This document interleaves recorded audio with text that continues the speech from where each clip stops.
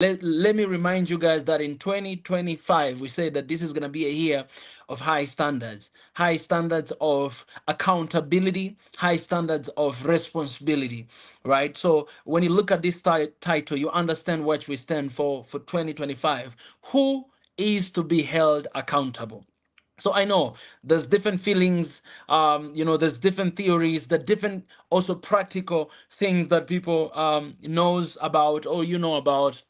And everybody have a different opinion, right? Everybody has a different thing, and that's why we are opening up this open discussion for everybody to contribute. You know what I'm saying? Everybody to contribute. Remember, the title is Who to be Held Accountable, which means that until right now, we have more than 700 Congolese being killed in 7 days. 700 Congolese, they're killed in 7 days. All right, 700 Congolese being killed in 7 days. But also we have troops from South Africa have been killed. We also have, because this is started a while ago, a couple months back, we also had troops from Tanzania that have been killed as well.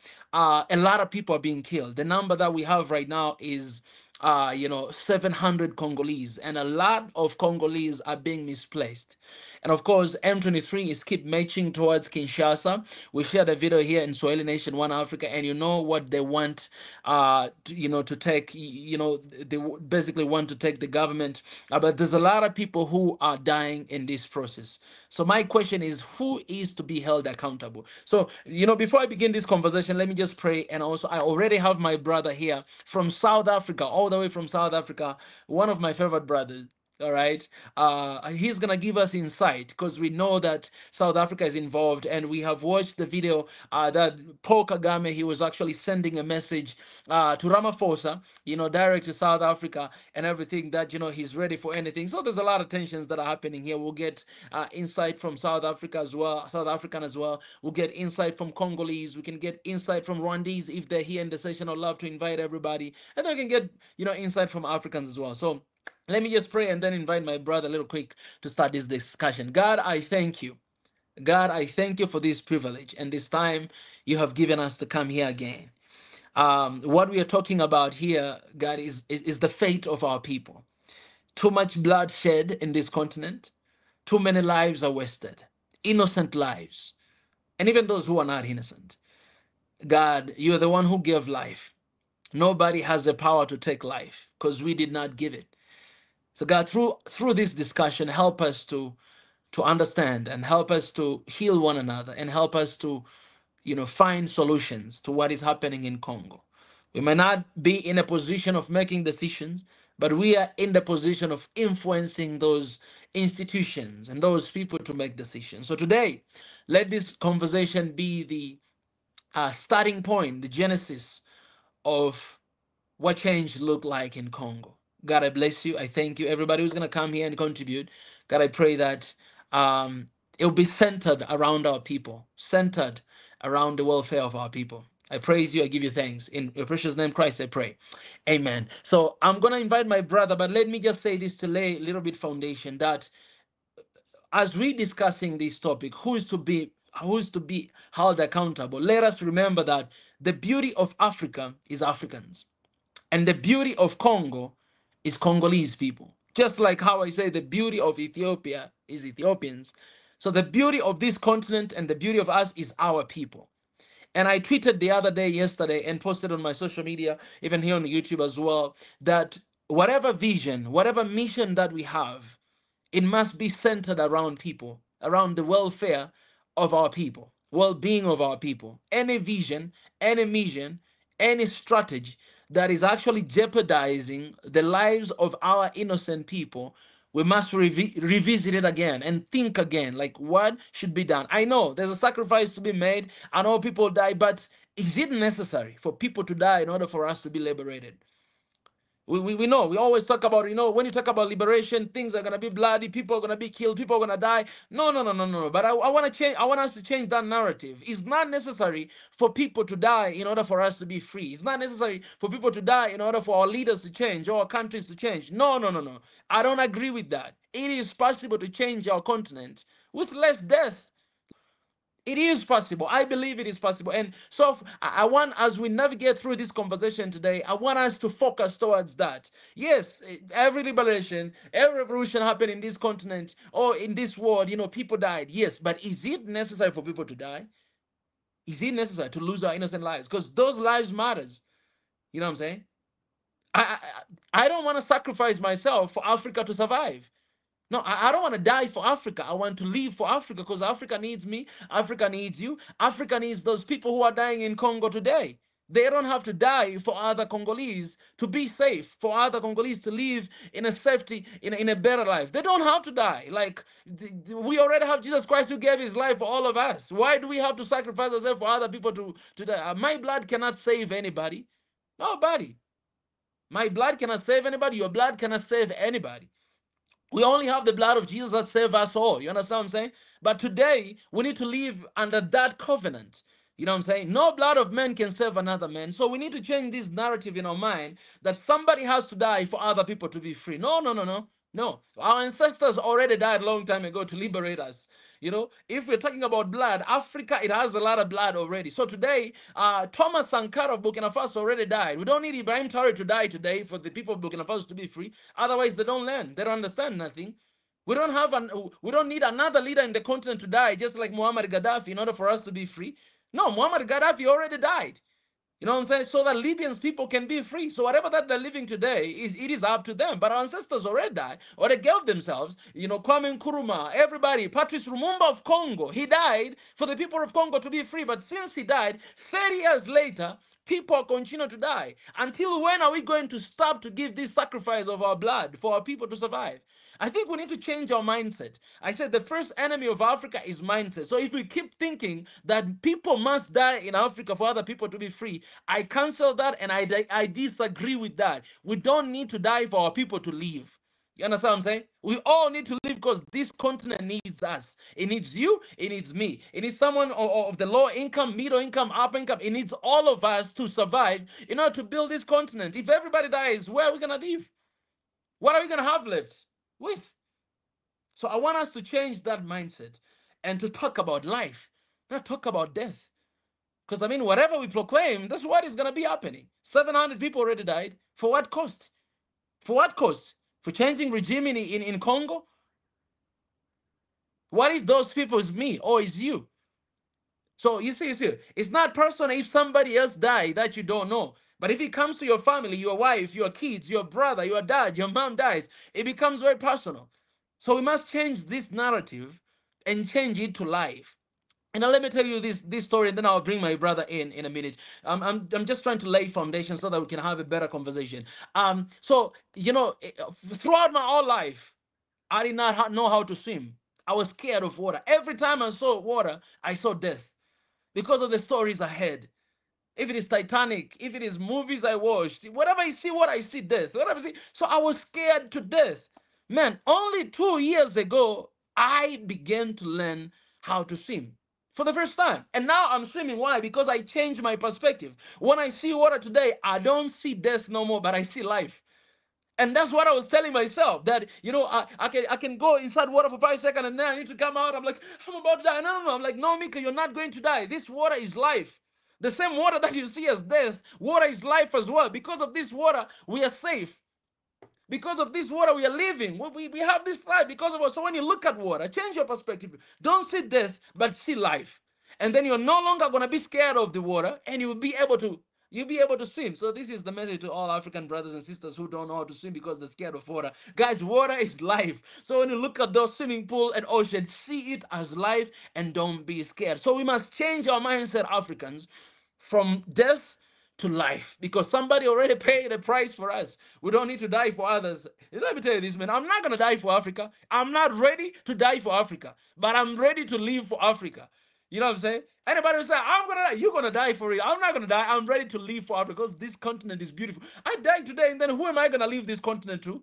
I need to enjoy this cake of this continent. I need to enjoy the resources of this continent. I need to enjoy everything that is in this continent. I don't need to die. I need to live. So Africans, hear me out today. Nobody has to die. You don't need to die. I don't need to die. They don't need to die in order to save us. No, no, no, no. We need to live and to fight this battle. So today, our discussion is, who Who is to be held accountable for what is happening in Congo? Because we don't want to see no more deaths, but we want to see life. And this is the year of high standards of accountability and responsibility. And today we're going to hold people here accountable, right? All right. So for the startup, I'm bringing in my brother Gamma from South Africa. My brother. My dear brother, thank you for for this great platform. Thank you for the opportunity. This is overdue. Happy New Year! Happy New Year to our listeners and to our viewers. The largest channel, broadcast channel on YouTube that belongs to an African. Congratulations! I'm super Thank you, my excited being brother. here. Thank you, my Yeah, brother. yeah, yeah. Thank you so much for coming in such a short notice. You know, there are people here in the platform that I always count on when I have emergency meetings like this. You know, there are people that I need to schedule like 1 week or a couple days or another month for this, but there are people that I literally texted my brother like 5 minutes before I started live stream, and I said, "My brother, I'm going live. I know we didn't talk long. If you would like to jump in, please come. I just sent the link." And he's here. So I want to appreciate for always being ready, for always being willing to come and to contribute to this, because a community like this is not built by one person, but it's built by all of us Africans coming together. And it's so privileged to have you, my brother, there from South Africa to give your insight. It is always a pleasure. So thank you so much for coming in such a short notice. Yeah, no, I really appreciate this, Mika. I always Mm, say this to you, but you may not realize how much of our values are aligned. mm, You are a Tanzanian, a mm, Hehe brother. I am a mm, South African, a Xhosa. And never has it been mm. that the world could have similar people born in two different places at the same time. Wow. You know, Yeah. and so majority of your values and your journey is exactly my journey. You know, you Mm, started a bit earlier than I. mm, You know, you are in a further position than I. You've been in South Korea. You've been, mm, globally networked, and you see the global space. At a mm, global level. But when it comes to our fundamentals, like for mm. example, the theological position that you take around violence, Yeah.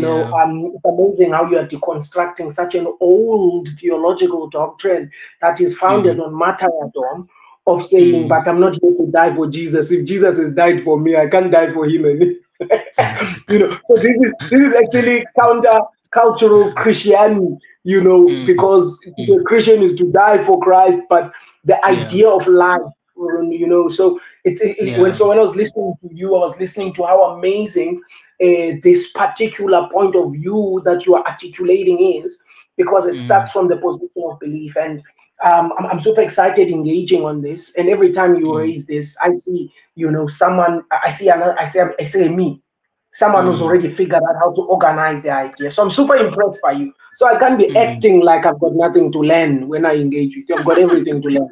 So I must join. My brother, you're Like too I'm doing you humble. a privilege. I'm not doing you a privilege. I have to join.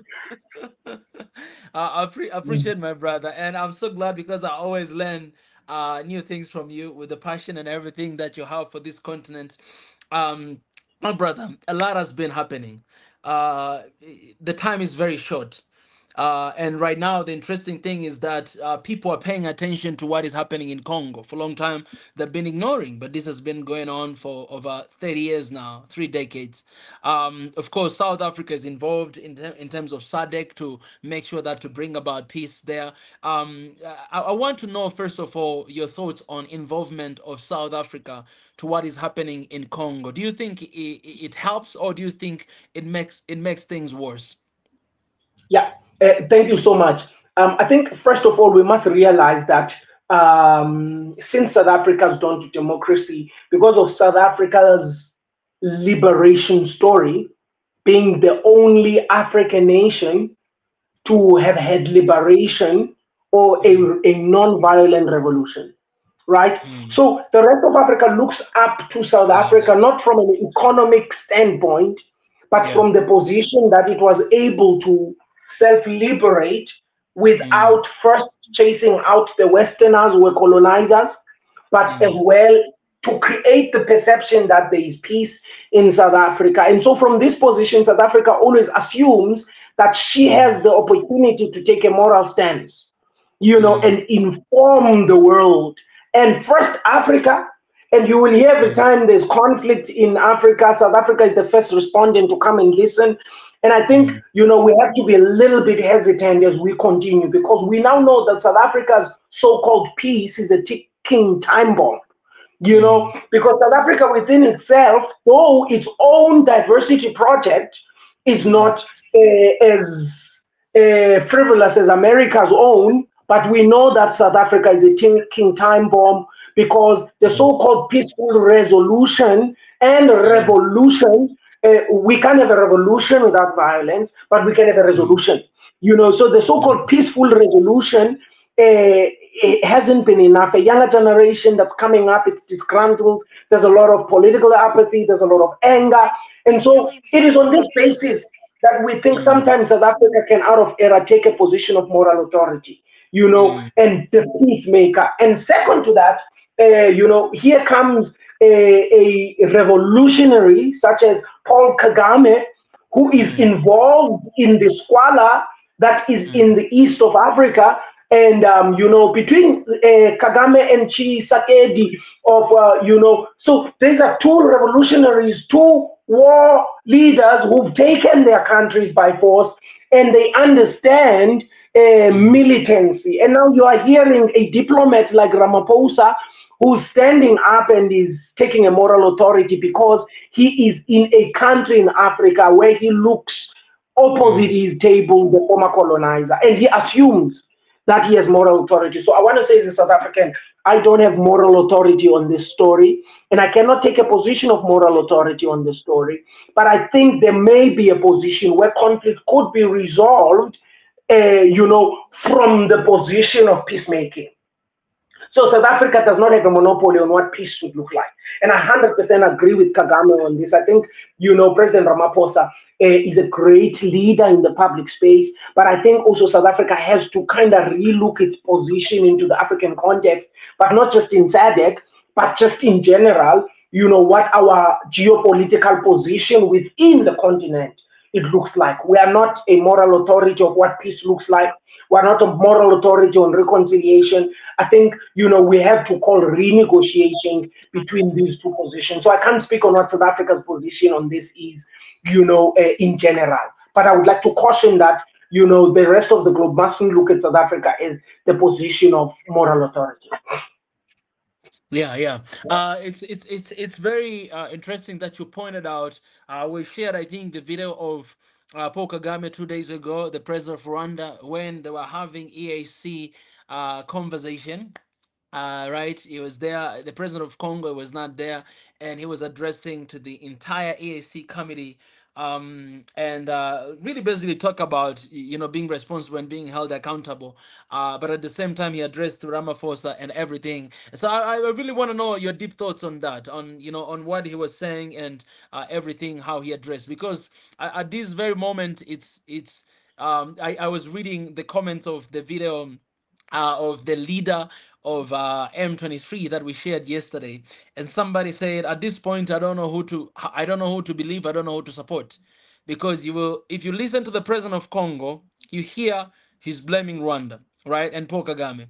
If you listen at the president of, president of Rwanda, he denies and blaming Congo and blaming the system and whatsoever that is happening there. All right, if you listen to the president of Burundi, he's blaming Rwanda and basically kind of look like, scared and complain about everything that is happening. You listen to the president of South Africa, that is what, Kagame was addressing. The rest of East African leaders, like right now, the chairman of EAC is William Ruto, they don't really, condemn anyone, right? I've listened, okay, we share the video of Museveni, Ayoli Kaguta Museveni. Also, he's addressing what is happening in Congo from the context of history. right? That what is Yeah. happening right now is coming from there. So he's not really, how he's not really blaming anyone Not from the inside. ESC community, exactly. But basically, he's talking from the context of Congo that something is happening there. And when you listen also to the leader of M23, we share here video. They deny to be supported by Rwanda, but also he's addressing to the government of Congo. Apparently, he's the one because this leader he used to be in the government and he supported President Felix to become a president, but then he's not doing what he was supposed to do. There's a lot of things we shared in the last conversation that I was having with King Kabala here, all the way from Congo. He's actually in South Africa. I really need to link you guys up. I'll hopefully come here today and perhaps you can share some thoughts. So everything. So Africans are confused in a way that I read this comment and say I don't know who to trust because when you listen to this it's very believable. When you listen to that, it's like that. Well, listen that like that. And then the other day, I shared the post here that everybody else, right? Everyone.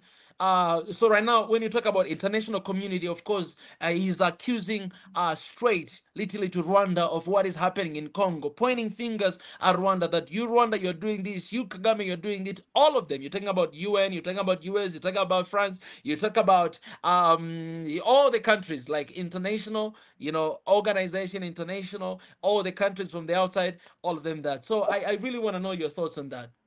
Look, the first thing is that Western opinion on African conflict is not important. Mm, We don't care what Europe has to say about Africa, mm, and that's my opinion. If we will mm, still be influenced about what some politician in the House of Lords in Britain thinks about what happens in Africa, mm, we'll be wasting our time. We have to finally delete the Stockholm syndrome of being in mm, love with the lifestyles and the opinions of our former oppressors. That's the first mm, thing. So I care less what Europe says. But what I care most about mm, is what Museveni says. mm, You know, and what I care most about is what other African leaders like Ruto are saying. Like mm, Ruto is intentional by being neutral and not blaming anybody because yeah, we have to finally go beyond it's your fault or it's whose fault. yeah, Peacemaking yeah, is not going to be yeah, about who started it. It's going to be about how we stop it. Do you get what yeah, I mean? I love something that you said earlier when you were speaking. You said one life spent mm, is one life too many. mm, mm, And so already, if we have guys who've never been at the front of war, like my mm, president, whom I love so much, mm, and he will be coming blaming Rwanda or mm, blaming Congo, we have to mm, also realize that some of these, public leaders could strategically be conduits for the West. We yeah, know with no doubt that yeah, people like, for example, Kagame, I have a problem with President Kagame, for example, raising threats at another head of state who has a mm, sovereign nation. Do you get what I mm, mean? yeah, But also, Kagame has to raise a strong voice because he's under attack everywhere, mm, from the West and the West's conduits. Do you get what I mean? mm, mm, So I definitely come from the position of saying that we have to take not a neutral stance because there is an obvious enemy during the time of war, and I'm taking an yeah, unpopular stance when it comes to yeah, peacemaking. And the obvious enemy mm, is both sides killing people because mm, there is an obvious victim the same way that the West was yeah, blowing out of proportion the Ukraine matter and trying to make it Africa's problem.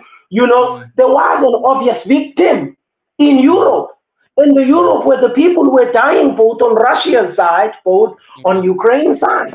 The same way with mm, the Middle East. There was an obvious victim. So the problem with war in modern day society is that yeah. whenever there's conflict, we then say the one with the most casualties is the victim. But that's not Yeah, how that's true. humanism works. So true. That's not Mm, how humanism works, colleagues. mm, Humanism functions in the sense that says all the mm, human beings that die, that become fatal in the position of war, They are the victim. People's fathers are not going to go back home, irrespective of their Congolese or their whatsoever. Do you get what I mean? Mm. And then Yeah. going back into Museveni's opinion, yes, there is historicity behind what is happening and the tension that is brewing between Rwanda and its own enemies. Because all of a sudden these countries are sharing a border. And then the border demarcation creates a space where Mm. there is uncomfortability. There's uncomfortability because on the side of the Congo, there are Rwandese that grew up there and they Mm. claim that that is their home. Do you get what I mean? So this is brewing Yeah. tension, brothers and sisters. And Mm. all of a sudden, the Congolese are going to say, but this is not where you belong. So you Mm. find out that we be in conflict over borders that were Yeah. carved by the Berlin Conference, and Yeah. then people are questioning the statement of indigeneity. So we need Mm. to maybe find a space where, as Africans, we are able to construct what I will call continental patriotism. Yes. What it Yes. means to be an African, Mm. and how do we deconstruct border philosophy and Mm. border politics, Mm. because what you are finding, you're dealing with revolutionaries, Yeah. guys who fought at the front of the barrel like Kagame. They fought for the Mm. border of Rwanda, Mm. and so they Mm. will take on anybody. I mean, you were recently in Ethiopia and you were there for peacemaking. We Mm. know the aftermath of border Mm. carving from the Berlin Conference. This is Mm. exactly, Mm. apart from the external forces, Europe, of course, that is funding the conflict. This is not a Mm. point of I'm supporting you, Mika, to be the Mm. president of Tanzania because you are Mm. my friend, and then Mm. I congregate all my South African wealthy friends to support you. This is not Mm. only that, but Mm. also this is a position that we know that the Congo is wealthy in mineral resources. We Yeah. know that what's not in the public media is the question of foreign interest into the Congo. Mm.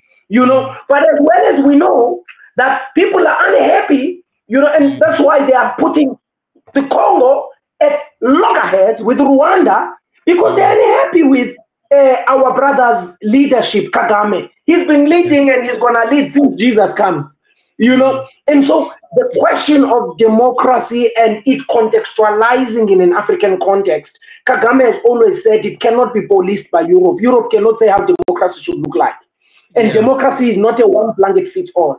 So I Yeah. think we have to realize there's a lot of nonsense and there's a lot of complexities around this, Yeah. and I want to highlight my first statement that I've said, Mika. And South Yeah. Africa cannot take a position of moral authority on this issue. Take it from Yeah. me as a South African.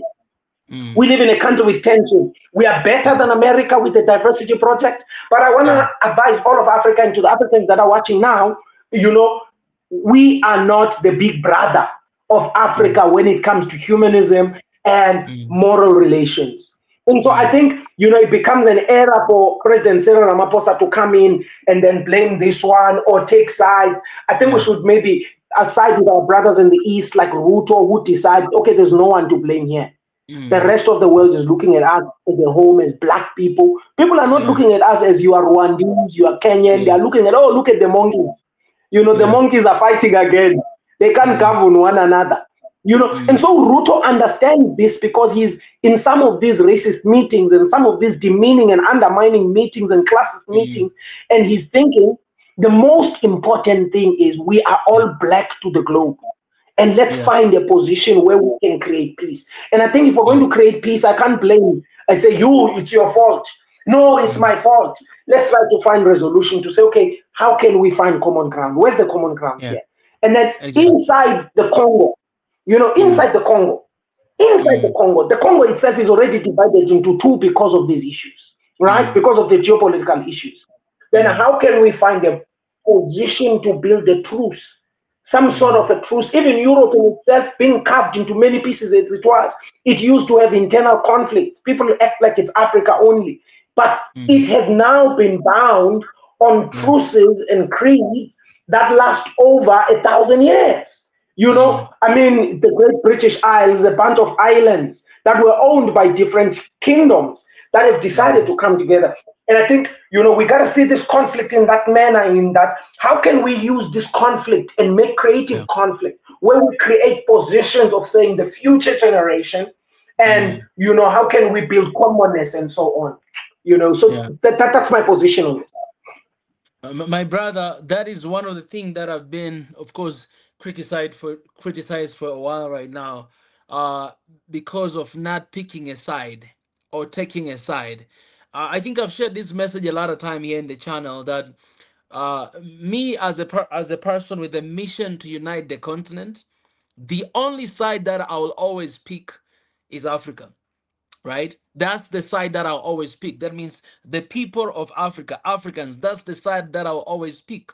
The same issue I'm facing in Ethiopia, by the way, I'm still in Ethiopia, that with all the tensions that are happening with this tribe and that tribe, I get this invitation all the time that please brother speak for my tribe has been done this, my tribe has been done that, but I have been quiet, not because I don't care of what is happening, but my message has been collectively talking about Ethiopia, that okay, Ethiopians, you guys, you need to come together, right? A lot of things are happening, but you just need to come together, because when you start picking side, you are not uniting, you're dividing.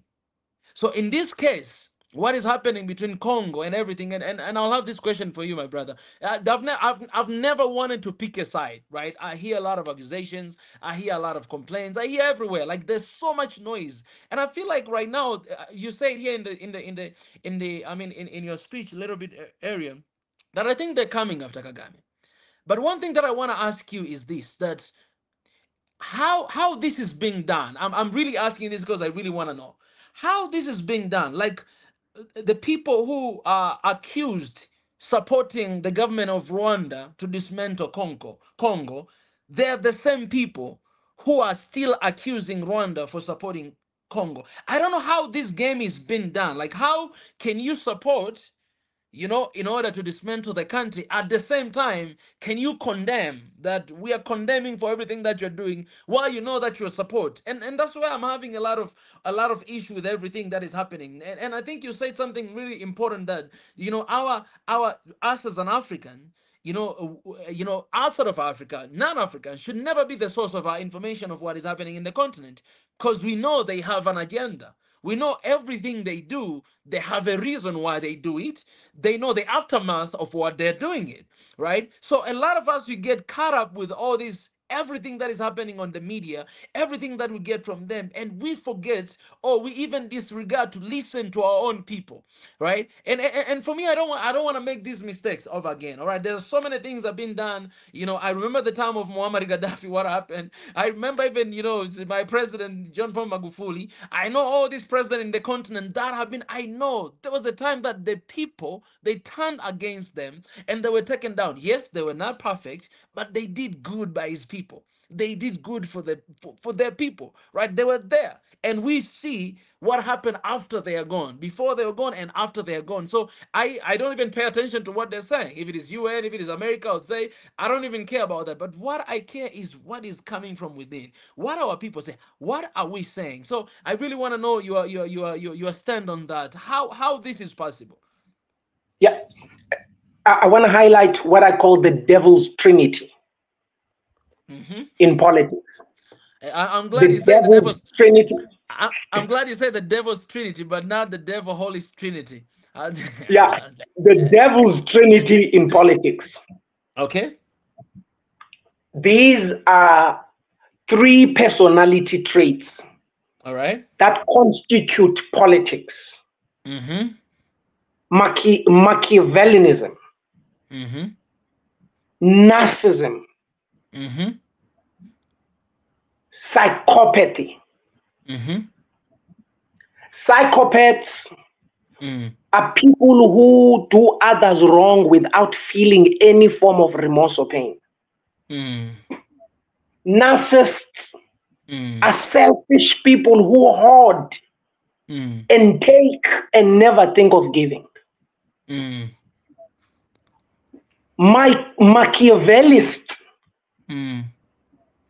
are manipulators, Mm. strategic, flirtatious, romantic Mm. manipulators who are backstabbers. Mm. They go this direction, Mm. but they are coming this direction. Okay, I love All, that. all of these three were Mm. developed, Mm. polished, Mm. grown, Mm. discovered, Mm. studied from Mm. Europe. Wow. You are dealing Mm. with people who have been doing this longer than us. Mm.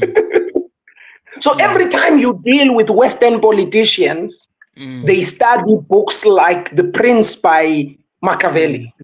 Yeah. Someone who says kindness is a strategy, it's not a Mm. lifestyle. When Mm. you, a good Nguni brother, like me, a good Mm. Kosa brother, Mm. thinks that kindness is your lifestyle, Mm. thinks if you are kind, the world will be kind to you. Yeah. So you are dealing with ruthless people, Mm. first of all. Yeah. Ruthless people, very Mm. ruthless people who have sold us Mm. more than a million times to Mm. build capital that they have Mm. behind their names. Mm. Today, 800 million Europeans Mm. control the world economy. Mm. And they don't want anybody to talk about this. It's like it has not happened. They would rather, instead of admitting, right? That's the first thing. Mm. So this is a background to your question of how can someone do this, then advocate. And I'm not putting a blanket approach saying all Europeans, but Europe is a system. When I say Yeah. Europe, I mean a system, not the people. Mm. Because Europe has become a system Mm. and it's the last system to fall. Mm. So now you are dealing with a system that's refusing to die Mm. and it's surviving on economic manipulation of the globe. Yeah. But this system is gradually crumbling because its human resource is low, Mm. its capital and strength is dwindling because of China, Yeah. its mortality rate is reducing, Mm. its demographics, you can go on and there are no resources. Russia Yeah. is the biggest resource base, and that's why they're trying to swindle Putin out of those, right? Mm. That's another Mm. topic. And so Yeah. Yeah. they can support you in the Yeah. public Mm. and fund me to become the Mm. president of Tanzania in your presence.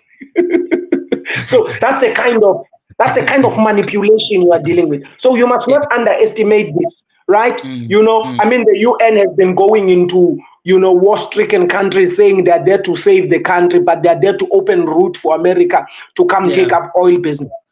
Mm. So history does not lie. Yeah. The pages of history are not blank. So that's the position. So, Mm. but when it comes to Kagame, we know that the West is trying to attack him, and Mm. they would like regime change. Regime Mm. change is more necessary in Rwanda than it would be in Congo for the West. Yeah. That's true. You know, That is so yeah, true. it's a very serious case what I've just said. So Mm. Wow. the Congo conflict has been happening for a couple of years, colleagues. Let's be honest. Mm. There's been Mm. bloodshed in both Congos for the past Mm. 5 years. For the Mm. past 5 years, there's been issues, there's been Mm. civil war in the Mm. Congo. Mm. And we know why there is issues in Congo. It's because of greedy politicians who would Mm. sell out their own people so that Mm. the big corporates can keep on mining illegally without the Mm. people's benefit. So I think Mm. that's an important thing, right?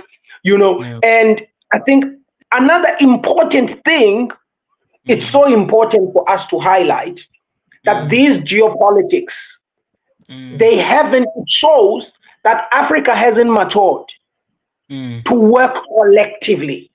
If Mm. a nation like Congo can be Mm. under siege and Mm. us as South Africa were not affected Mm.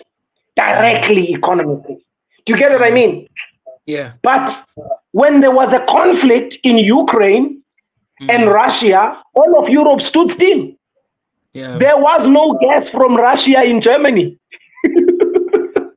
Did you get what I Yeah. mean? So the That's true. maturity of the continent Mm. will now be determined by Mm. how its constituencies and its other parts, when Mm. in conflict, trade has a deficit. Yeah. Trade is impacted. And so Mm. I think this conflict is also showing us another economic issue Yeah. at a continental level, that Mm. we aren't trading enough, and we Mm, haven't matured economically in terms of interdependence as yeah. African countries, that Mm, a country, a rich land like the Congo could be impacted. But instead, the countries that are suffering are like America instead of us. Do you get what I mean? yeah. You know, I'm sure countries like companies like Apple, Mm, like Apple, they're struggling because yeah. they don't have the mineral resources anymore, to Mm, manufacture. Business is standing still up mm, until they know, is it the leader of M23 that's taking over, or is it Chisakedi? yeah. So those big corporates are struggling. Mm, They are struggling. And I think maybe we need to ask also a further deeper question, my brother, mm, beyond the value based question, who is right and who is wrong. mm, Is it good or is it bad? We mm, need to ask a deeper question. What's the economic benefit? Who are the people benefiting and struggling from the conflict? And then mm, once we start following where the money is, then we know mm, exactly why there is conflict. yeah. And so I think those are the questions that we romanticize because we're passionate about the continent, and we're not Mm, looking at the data, and we're not looking mm, at the real geopolitical things, because the mm, geopolitics is about how big corporate makes money from a country, yeah. right? And so Mm, it then exposes that geopolitically, from within the continent, mm, South Africa is not making money from the Congo. yeah. And you can mention the other countries, but we know that America is going to be affected. We know that China is going to be affected. We know that Taiwan is going to be affected. All the blue chip companies are going to be affected because all of Mm, a sudden, all their semiconductors and their conductors, the raw mm, materials that make them are not generated. And yeah. so I think that's something to think about. Yeah. I appreciate Gamma. You always have this crazy insight. I want to bring in somebody else as well to have three people here on the line. Man, I had to pause for a minute to bring my brother. It's been a while. His Excellence Ezra. His Excellence Ezra, all the way from South Africa, is in the house. His Excellence, welcome, welcome. How are you, sir? It's good to see you, man.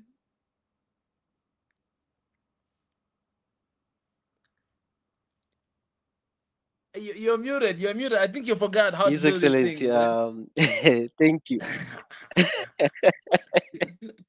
Hey man, I kind of lost touch with things, eh? I, I'm Man, yeah, you I'm now in the background so much. you even forgot how It's to been a while, unmute you your know. mic. What's going on with you, man? Wow, His Excellence. You're Hey looking good, man. man. You're looking good. I see you put on some weight a little bit. Eh? Yeah, man. You know, there has to be a change. You know, when people see you, they has to see something. They have to be curious about you. You know, you can't be the same all the time. They have to see that no, Yeah, we see the yeah. grace now. We see the grace. My But it's brother, my brother. It's good to have you, man. It's been a moment. I'm It's been happy a to be while. here. Yeah, yeah.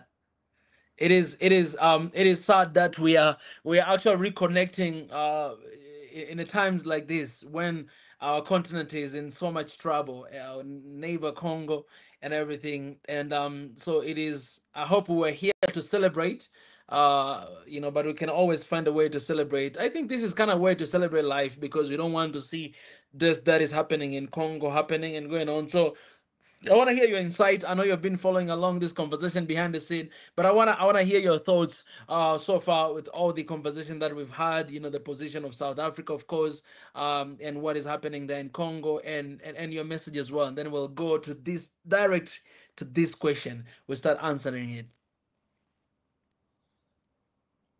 Thank you, His Excellency, and thank you to the viewers, and thank you, Brother Gamma, for being here, Mr. Cuba Gamma. Thank you. Always have an insight. It's always a pleasure to see you giving your insight and stuff. And I'm also happy to be here. I think things like this. It's a family meeting, an African meeting, which is the whole family. When there's problems, the uncles, the aunties, the Mm, fathers, mothers, kids needs to be involved. We need to sit down and find a solution for this family, the African mm, family. And as we know, we have a lot of challenges as a family. And I think we've admitted our challenges. We've not shied away from our mm, problems as Africa, that we have problems.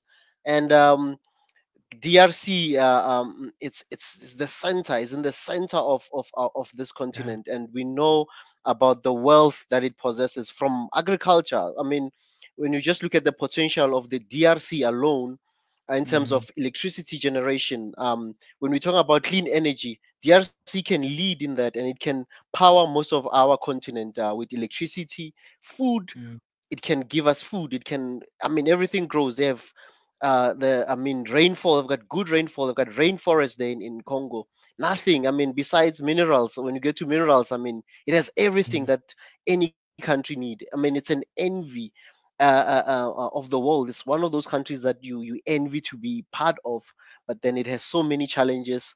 And it's and if you look at everything that's happening, you'll also think about it as how do I put this? It's the when you look at the resources and the potential, everyone wants a piece of this Congo. yeah. And people sometimes, with certain needs, certain things that are happening, it's done in the background. We When you look at, as brother Gamma said, with in terms of your Taiwan, all those countries that need the minerals that are in Congo.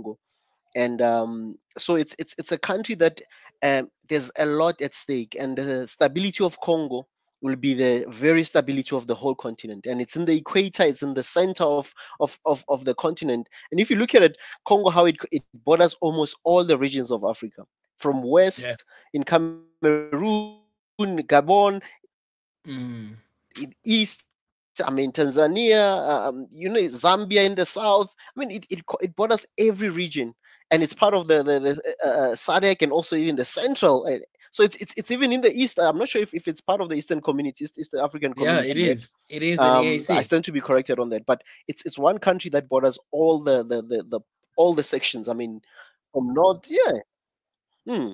So that's why I'm saying, with Congo, we need to find a solution, and long-lasting solution. And when I look at you, gentlemen, wearing white, I had to wear white as a sign of peace, not as a sign of surrender. Wow. For some people will say Wow. it says Wow. a Wow. white flag Wow. to surrender or anything like that. But Wow. the symbol of this is peace for Congo, and peace for Yeah. Africa as a whole. Yeah. you Yeah. know, Wow. so I love that. I had to join forces, and yeah, in declaring that there should be peace in Congo, and we need to find a Mm, long-lasting solution for Congo and for mm, everyone. mm, And I think the time of blaming each other, it should not be on the table at this moment. We need to come yeah. together and be humble. I think all our leaders, they need to realize that so much is at stake, and no country should Mm, not be arrogant to say, I have the yeah. weapons, I can go and attack this one, I Yeah. have the money, I can fund this one to fight this one. We should just be humble Mm, to realize that all these things will not matter. I mean, we need to think of the future of our people and future of our children. yeah. And as leaders, some of the leaders that are in power, they should realize that you will not always be in power, in the position of power always. There's Yeah. leaders that are being raised in many regions, and they need to really be aware that they need to leave the countries in a peaceful and stable condition, so that for the generation that needs to take over and run with these countries, they can find things in order. And as for our Yeah. elders, if just a message that I just felt to also say, I mean, as Mm, our elders, they should lead by example. If they don't lead by example, what are we learning from them? These are the things that they mm, also need to reflect beyond their power, beyond their influence in their countries. They should realize that what example are they setting? They are 60 years, mm, 70 years, 80-year-old leaders. They should be mm, leading. They should think first of the people who's the people yeah. that are under me, the people that are in the country. What are they learning from us if they go into public platform and start bashing each other on public platforms, instead of sitting Mm, down and say, I did not agree with this president. I think we should have further discussions, because um, there's a lot of things that are not addressed properly, and as a Mm, country we feel that we need to sit down fair more and have a long lasting solution. But as for mm, all the countries that are involved, then I think this will take the whole continent to sit down and say, guys, yeah, we need to make sure that Congo is stable. The stabilization yeah, of Congo, it will stabilize a lot of countries. Central African Republic will also be one of those countries that will also stabilize. Even in Mozambique up north there. And also, I think one of the issues that we don't address as Africa is the minerals and of Africa, because and I think sometimes we don't say this enough to the people that mm, come here in the name of investment, whether it's, and we're gonna yeah, name them directly: China, Europe mm, as a union, America, mm, all these countries that really have industrial bases where they are manufacturing finished products and stuff. And any other country that comes to Africa and they know that there's minerals and things to exploit, you need one message that we need to send to all those people who are coming here: please stop your proxy wars in Africa, and please mm, realize that Black people or African people want to benefit from their minerals. yeah, Stop funding other people just to for your own benefits. mm, It's not stable. It's not stable. And if they're thinking they'll fund somebody and then there will be instability in the country, then they can steal. A time will come where those things mm, won't last. If you fund mm, somebody, what if that person goes loses power? So we need to mm, they need to realize that African people want to benefit from their minerals. And mm, that should just be an open thing to them to know when they are coming to invest. African people want to be part and parcel of that. They want to have shares in those companies. They want their nations to develop. We cannot have minerals that are extracted and our nations are not developing and our people are not getting things. That's why it's easy for people to even what's this, recruit young people into being rebel, joining rebel forces and stuff. So they need mm, to realize that in Africa, if they want to come to Africa, please have the humanity to know that African people are human beings and they also want to be part of the economy. They want to be part of the development. They also want to have developed countries. They also want to have street lights. They want to have good roads. They want to have electricity. They want to have all the good things that they think they have and they deserve. African people also feel that they need to have those things. And it cannot be at the cost of African people that your nations keep on looking all beautiful and good, but African people are suffering. That will mm, not that should just be a statement that as Africa we need to sit at some point, we need to just tell all these things, say, guys, we see your money, we see all these things, we need each other. You also need to invest here. You're going to make money, but we also need to make money. We also want to benefit. We mm, want to develop our nations. We mm, don't enjoy that people have to cross the Mediterranean going to Europe. No, we don't want that, and you don't want us there because it's an irritation to you. You should be looking yeah, into getting into partnership with the people in Africa and look for the betterment of Africa, and don't feel threatened that if Africa stands, you stand to lose, because sometimes I think they threaten that Africa being a developed continent, that means yeah, Africans will not need them. But we need each other. No one will have everything. Even America, regardless of all the big companies they might have, they still need other nations. They still need other things that are not in America. America does not have everything. They also need the manpower. They also need the human capital from people. They also need mm, the resources from other nations. And we also need mm, them for their certain knowledge.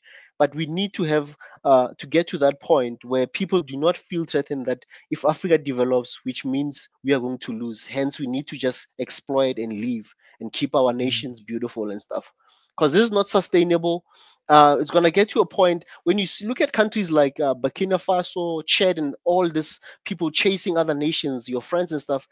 It's because people are tired, and mm, this should be a wake up call to all the European nations to realize that France being the only one now that looks as if it's being chased in Africa, or people are saying no to France, is because people are tired, and mm, it's going to get to a point when the whole continent gets that one message and say, we are tired of you, just leave with your technology, we'll start from mm, scratch. Yes, if it takes us 50 years, it's fine, leave, because mm, that's where it will lead to.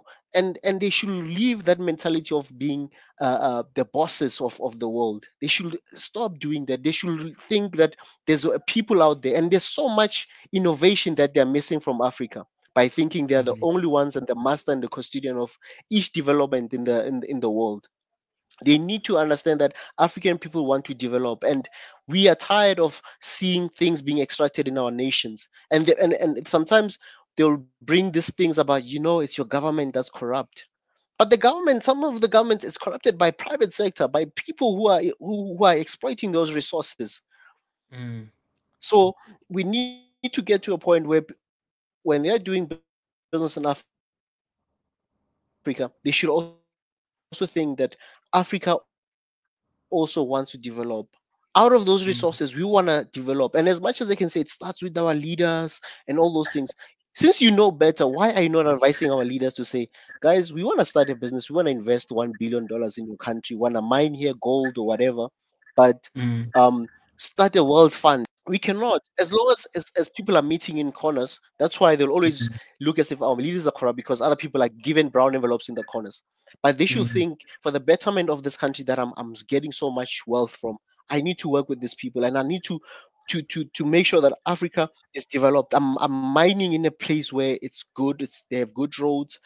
When I fly Mm. my people to that nation, people get there on time. There's flights. And things are not expensive for them to come there. So those things will help us where now, Yeah. as Africans will not be fighting. So if you look at some of the fights between the M23 or whatever, all these groupings that are out there, they're all fighting for Mm. as much as, yes, we may think, no, it's the rebel group. Who funds the rebel group? And there's no one deep in Mm. the bushes while he has a home. He is getting paid for sure. There is no way. And who's funding those people? They need to come out and say, I'm funding this group. I believe if they can grab the country, but they will not come Yeah. in the open. And who's Mm. funding? When we say funding, who's even giving them guns? How do they even get those guns? Where are those guns getting procured from which nations? Mm. But that's a long chain of investigation, because now Yeah. you'll be opening a big can of worms. At the end of the day, the Congolese, people of Congo, people of Rwanda, Uganda, Mozambique, all these countries, all of us, we do need peace. South Sudan, we need a long-lasting peace even in South Sudan. Ethiopia, we Yeah. want peace every country, and we want to benefit from the minerals and the resources of our nations. Yeah. And if our nations, if you look at a nation that's developing, and if our nations, if you look at a nation that's developing, when people start seeing roads, schools, and all those things, people become excited about it. Yes, we know if you put money, you want your returns. We understand you've put your $1 billion. Let's get to a point where even us as countries, they are not for the old people. As much as, yes, they are our Mm. elders, we respect them, we love them, but these nations, we are the ones that need to carry the nations. And as much as, yes, we, most of us as young people, we think we'll be silenced, we'll be killed because of talking and all these things. But at the end of the day, for we need to have a voice where we tell our leaders to say, this is not going to happen. How long are you? Some of them, they die in power. They need to understand that you can never develop a nation alone. No matter how smart you are, you need people, and you need to understand when to let go of power. I think I love what PLO says when he says, um, I'm just paraphrasing on this, where he says, "Leave the Mm. dance floor while on a high. Don't dance too long." You understand? When people are still clapping like, "Whoa, whoa," it's time to let go of power. Leave the dance floor. Don't sit there. You'll end up messing up. You'll end up Yeah. messing up a lot. As much as, yes, you might be smart, people can celebrate you. There's time when you also need to say, I've done my part. Let me leave the country to other people to do it better, or to take it to another level, especially if you've laid a good foundation for a country. As much as people can criticize him, he's a leader, he needs to be criticized and all that. But Nelson Mandela, as much as people can criticize him, he's a leader, he needs to be criticized and all that. Mm. But Nelson Mandela, he didn't stick to power. And most people think he stayed long. Nelson Mandela only stayed in power for 5 years. But the impact he did Mm. within a short period, and he knew he hasn't developed a lot for black people. Economically, he hasn't given power, but he laid the foundation for black people to now start building themselves. You understand? To create wealth, to go to school. He made the foundation and the policies. He's old. He will not do all those things. But some people will still think, nah, I should have done this. Yes, we understand those things, but there were compromises that had to be made at some point. But he knew Mm. when to leave. That's why when he left power, he still had a lot of impact. Even the criticisms that come is they don't even make a big impact from the compared to the good that he had laid for the foundation he had laid. He had laid a good foundation and say, I'm old, people, you need to take over this thing and run with it. It's in your hands now.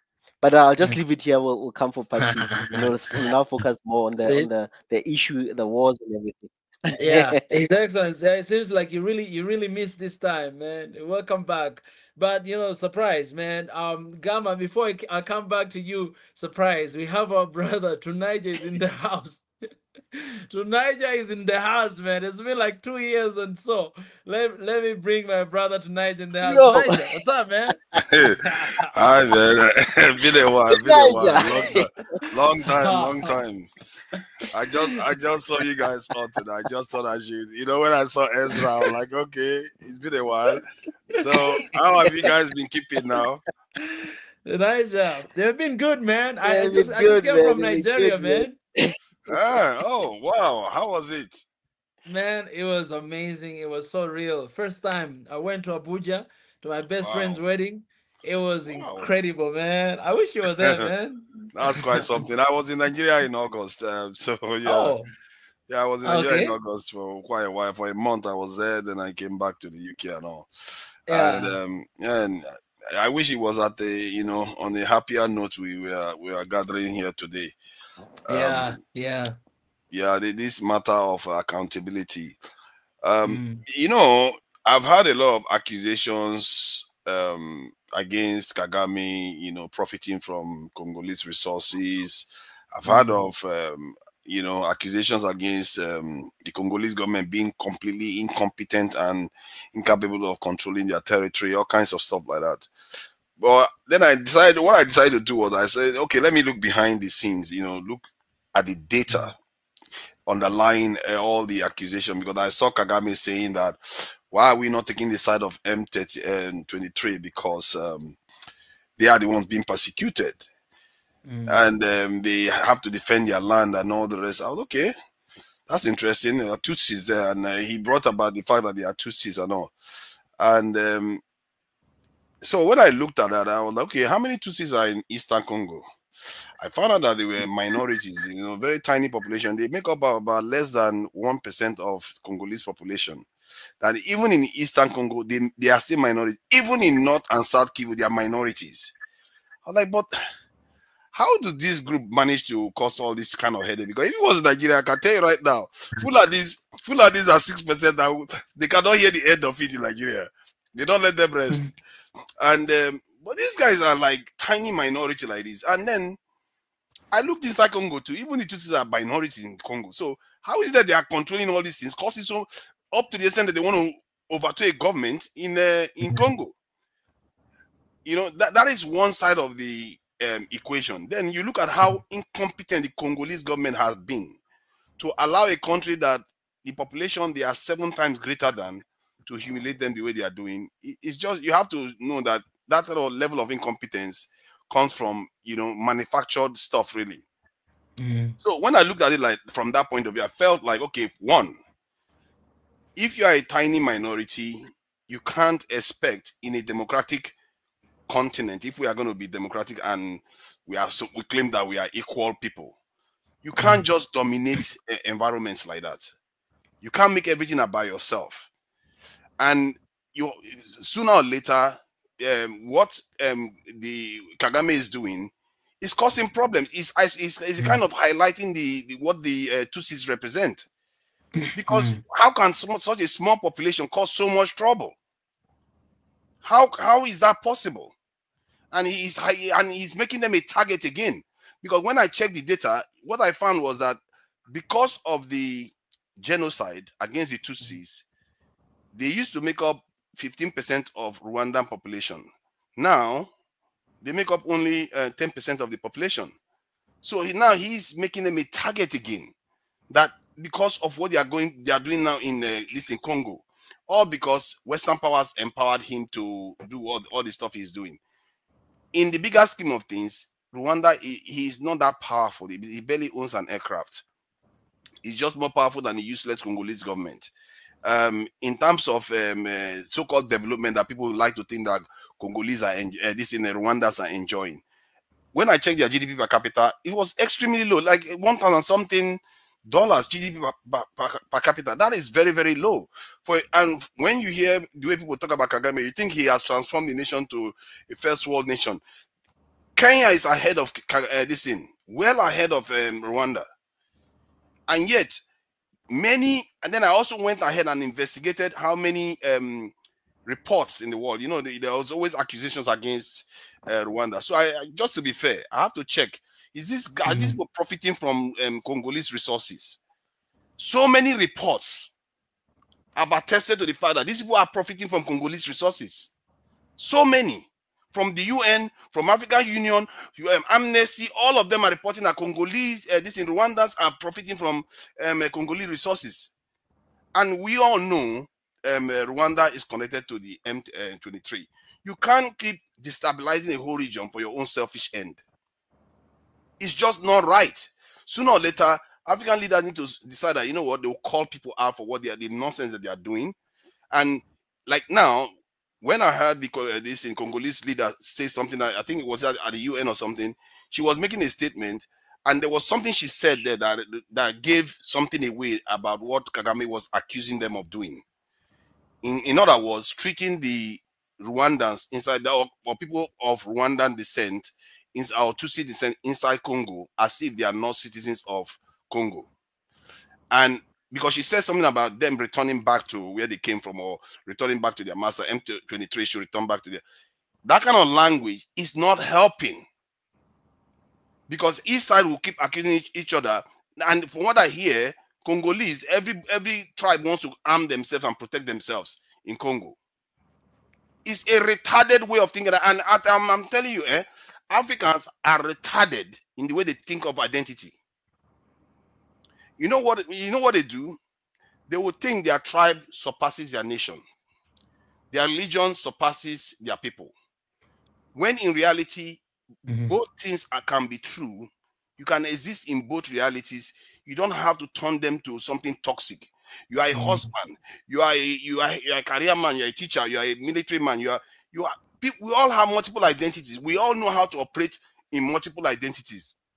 But when it comes to tribe to nation, we completely lose it. We don't have common sense anymore. Because think about it. We all go to work every day. Many of us don't like the job we do. But the reason why we do it is because it's good for our families and it's good for everybody else. That's how tribes should be treated. If you care for your tribe so much, you should want your nation to do better, not always trying to tear it down. And this is something that Nigerians are beginning to understand themselves now. And I don't think the Congolese understand this enough, because if you hear the way the politicians talk, you can still sense that kind of tribal instinct in the way they speak about stuff. Sooner or later, they have to put their nation first. If all of them are going to do well, you all have to put your nation first and defend yourselves, and all of them should be working together anyway. I don't understand it. You're all very, very rich area. You're all going to profit from it. Even if Rwanda is not profiting from the natural resources directly from that of Congo, if Congo does well, by default, they will trade with Rwanda. I don't understand this kind of thinking. And then I will summarize with my old comment that I always make. Weak nations will always pay price for their weakness. And Congo has been weak for a very, very long time. And they've not managed to get their act together to be strong as a people. And this is what is going to be killing our people over and over again.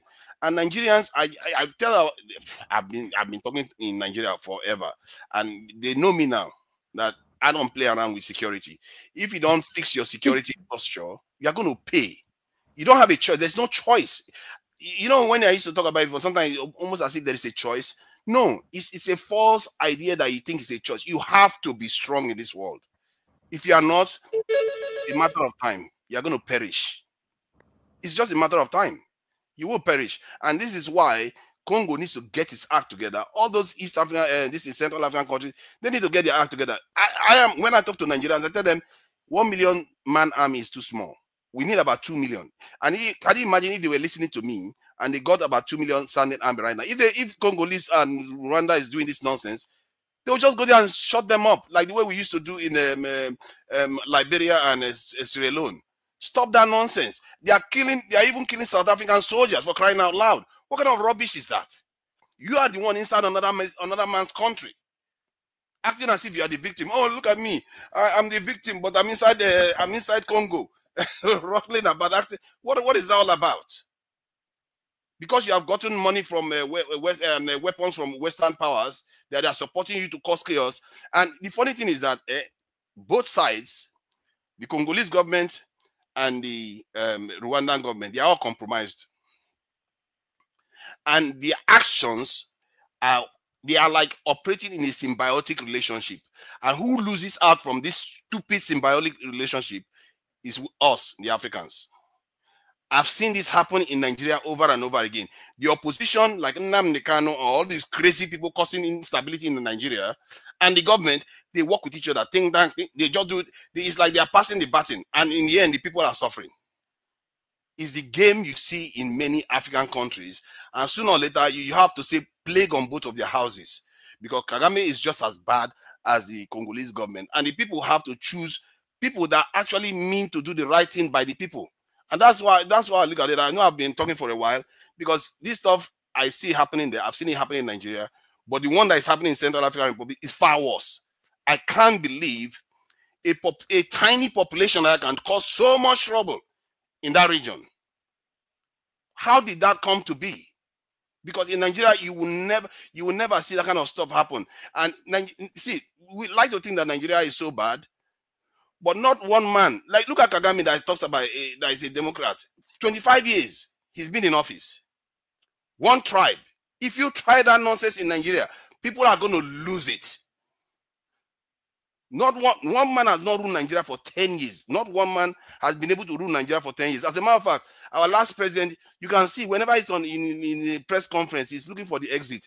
He's looking for a way to escape, because everybody's on his case all the time. No. If you watch Buhari in the press conference, you can see that he's always looking out for the exit. How is when they were running for election? No, hold on. When they were running for election, he said he couldn't wait to leave office. Our president said he couldn't wait to leave office. That he's tired of Nigerians. So that's the kind of attitude we have in that Nigerian space. There's no space for nonsense, and I don't understand how this in the Tutsis can just constitute so much trouble in that. Every time you keep hearing about them, it's just not healthy, and then they are making themselves a target too. So I'm sorry, man. I just thought I should just get this thing off my chest, because I really feel passionate about what I was saying there. Tonight, I want to be very careful. When you're mentioning Tutsi as a tribe, you're bringing in everybody in that category. And this happened like 30 years ago. It was not really a good thing when you put in that way. But it's Kagame that brought it up. He kept bringing it up. He said they don't want to recognize the Tutsis in Congo. He kept bringing it up. Mm. All right. I want to bring in a question. Mm-hmm. Yeah, go ahead, His Excellency. You have a question. Sorry, guys. I just wanted to ask. Yeah, I've got a question, especially directed at DRC, for example. If we're looking at DRC, where Kinshasa is as the capital, look how far it is from the mainland. I mean, look at how big DRC is. Do you think they should strike something similar to what Tanzania had to do with Dodoma, being in the center of the country, where I mean, people? It's like if you look at Kinshasa as a city Ezra, versus the part of the country, it's far off. His Excellency, there's a big His ocean. Excellency, can you put the map of DRC? I can't do it because I don't have my laptop, but can you put it so that we may see it? Let me do that quickly. Let me just search for it. All right. Because that's just one of those questions that I'm asking myself, is looking at the country and its capital and financial capital as well. I mean, looking at where Kinshasa is versus how big the country is. I mean, they should be thinking maybe along the lines of also bringing the capital somewhere in, being in the center of the country. I mean, Tanzania has done that. Um, they removed the capital from Nigeria did being that too in Dar es Salaam. Yeah, Nigeria has done that with Abuja. with Abuja. Yeah. Being in the center of the country. I'm just gonna try to, yeah, I'm gonna just try to share this. I'll just try to present this share screen. It's been a while, so Mhm. let me see Chrome tab. Yeah, one of the things I'm just we gonna share conversation the we are having. Yeah, the map. when The you get map. it up, it's fine. One of the conversation we are having in Nigeria is we are thinking of a presidential council kind of system where all the regions are represented in the center. I don't know if anybody's aware of the presidential council system in Switzerland, where they have about seven presidents, a kind of at the same time. All right, cool. Wow, that's a big country. It's a huge country, right at the center of everything. Uh, it's a big country. I'm trying to even zoom it. Yeah, look at where Kinshasa is. Yeah, Oh yeah, Versus uh look, it's almost at the coast in the Atlantic. yeah, terribly situated. And then exactly. look at where the war is happening at the moment. It's happening here, the eastern part, and look at how far it is. I mean, how like you can basically fly. You obviously have to fly because of the, yeah. Look at where Kinshasa is. It's in Yeah. the west part of the country, in the eastern part of Congo. Let me just go Mm. further. So here's Rwanda, obviously here, and then Burundi there. Okay, let me just go to Goma. There's Eh, maybe you have to zoom in a little and look bit, at where the not to be that fighting wide. is. Yeah.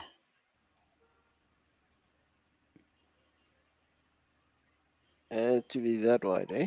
So, Look where You know, Goma is, if you are right? not Here's careful, Goma. Goma could also be Gamma. wow, that's just Rwanda's backyard. That's so far. Yeah. Yeah, it's in the. That's why I mean, yeah. Look, and it's in the border. I mean, it's not far from the border with Rwanda. And then And look I, at I where mean, Kinshasa is. Just look how Oh far it my. is. and M23, they say they're gonna make it all the way to Kinshasa, Look where it to is. take over the. They're matching already. Just transportation alone, it was going to take them 2 months to make it to Kinshasa if they were traveling on by road. Eh, how many logistics? How much? Dang, man, that's so We're far. laughing, but look how far from Goma. Here's Goma, Mm, and look at, and this is a big country. I mean, it's on the, I think it's what, the third biggest country in the continent, or fourth. So you yeah. can imagine Yeah, from here to there. So how about, it's just something I'm just throwing out there. Like Nigeria has Mm, done it, Tanzania has done it, where they've centralized their capital, where the center yeah, of the government should be somewhere in between. I mean, looking at yeah, transportation, you can imagine the ministers having to fly from Kinshasa to maybe even Lumumbashi, down here, down south mm, of the country, for yeah. example. Let me just somewhere here. So all this, I mean, so obviously you do have, you're gonna end up having a lot of people who feel that they are part of their province or state is not catered for the development. And but they see there's mm. mining, they see there's other things happening, but there's no roads, there's no all the things that are supposed to bring development to join them for their own cause. So it's Yeah, just that something makes I'm just sense. thinking. I'm just No, throwing out it there makes that sense. should be If should you be look at how maybe close, DRC at some point if you they look, need to look at your where audio their is breaking capital up. is. I mean, look, it's Goma is here. Yeah.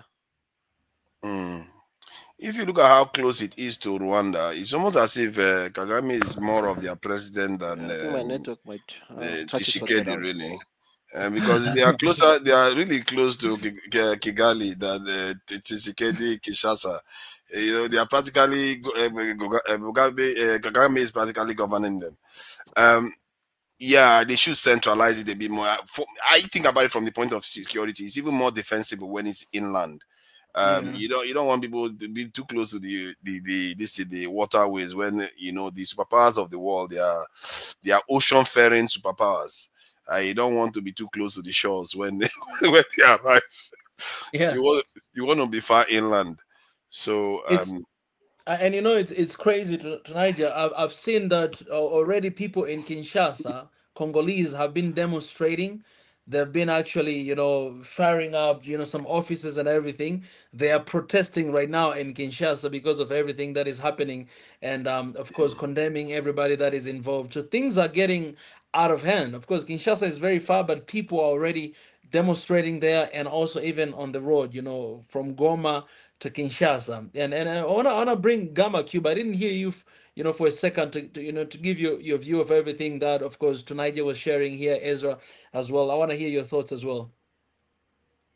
Thank you so much, colleagues. I'm super excited tonight just sharing this platform with you. I always watch some of your Afrocentric material, and it's a position thank of you. learning. Some of your material proves that slavery, apartheid, and colonialism are not Africa's history, but they interrupted Africa. And so, thank you so much for that work.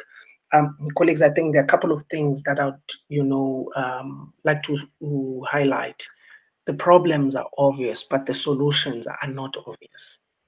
Mm, And I think some of the things that Ezra was highlighting, the position of how could we relocate a position of, the capital city, that's a solution. mm, But I want to highlight something that we're underestimating. Tribalism is going to exist if we don't reconstruct what I call continental patriotism. This is the question of I'm a Xhosa. He says, look, here in South Africa, we have tensions between the Xhosas and the Zulus because we are the two largest tribes, and but I think democracy and the buffer of whiteness and Indianism and coloredness in South Africa has then created that commonness of saying that we are South Africans first before we are Xhosa, Zulu, blah, blah, blah, blah, right? mhm, I mean, I know now in Nigeria that there are always tensions between, the Igbos who want the Biafra state, and the Yoruba, all over the continent is going to be tribalist tensions. But I think we have to be intentional in our platforms in terms of how do we reconstruct what I call African patriotism. And what is it? What does it mean to be African? First, it should be black. This is the question of Pan Africanism. If we subscribe to what Pan Africanism is, we must influence philosophy. We underestimate how much of philosophy has built Europe. Word has it that Plato is the footnotes of all European civilization. And Europeans subscribe to Platonic values, to Stoic values. There are just a couple of things that make Europe to last. And as well as Asia, they subscribe to Confucianism, to Taoism. Thus, Buddhism is thriving as a religion. So we haven't centralized that. Then here's the second thing, which was in our conversation, a couple of conversations long ago, Mika, which we're underestimating. And this is going to go straight into what Tunija was talking about, the question of an Africa university. All the countries, you do your best studying in your country, and then the best of the best must go into one university that all Africans find it as something prestige to go study. And I think institutions like the African Union should not be talking about conflict and the relationship with Europe, going to beg for funds. God is answering our prayers that Trump is cutting the stupid aid, from America. No nation can rise over the patronage of another nation. And, I think institutions like the African Union should fund and establish an educational institution that is going to educate all of us together from every country. third important thing that Tunai just spoke about, which is similar to the educational institution, the question of an African military. The African Union is uniting behind nothing. A bunch of old people who will be dead in the next 35 to 40 years are planning Vision 2065. And none of That's us are too in the far, man. room. This is, you know, oh, I've even pushed it too far, you know. So, an African military, and I like when Tunaja was talking about the capacity of the military, you know, how many soldiers do we need, you know, and each country then produces or sends into that military institution Mm, at least between 30,000 to 40,000 young people who are willing to fight to the death and make us just pushing our peace treaty here and our peace movement a little bit further. Never has there been peace in any nation that comes without the shedding of blood. It has never happened in history. Even in our faith, for us to have peace with God, Jesus had to die.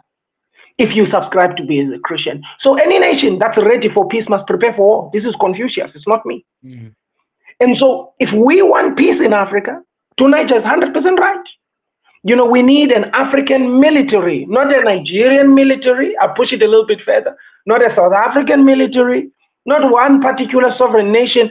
We are sovereign as a continent, and our leaders should sit down, and each sovereign leader should then say, I contribute 20,000, 50,000 young people. And those young people must be compensated well to be part mm, of the elite African military. We're going for 1 million people to Niger, or 2 million people. I think you were onto something with that.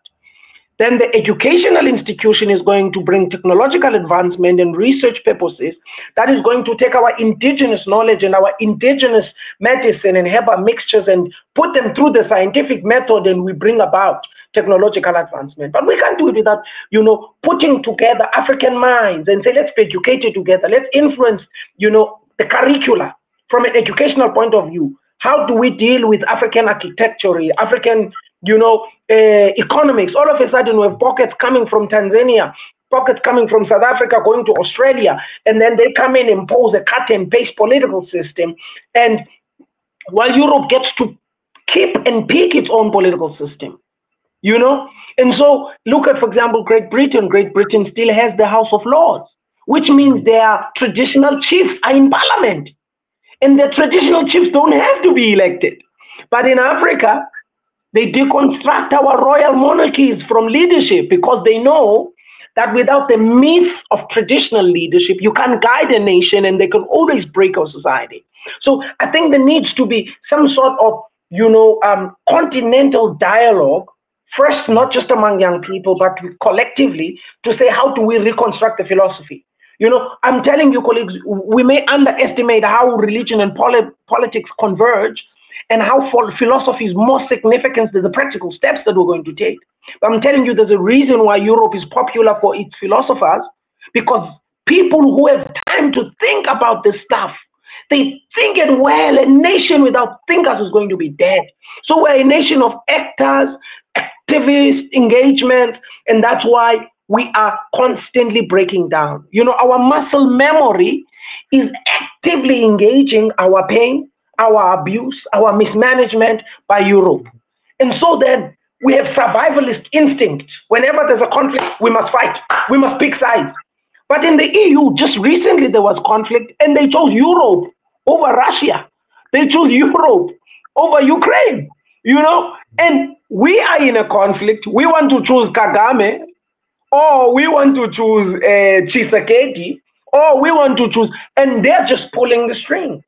So I think maybe we need a broader conversation. We need a stronger petition. We need to congregate all the African YouTube channel owners, you know, congregate them into one room. We go for an Africa University.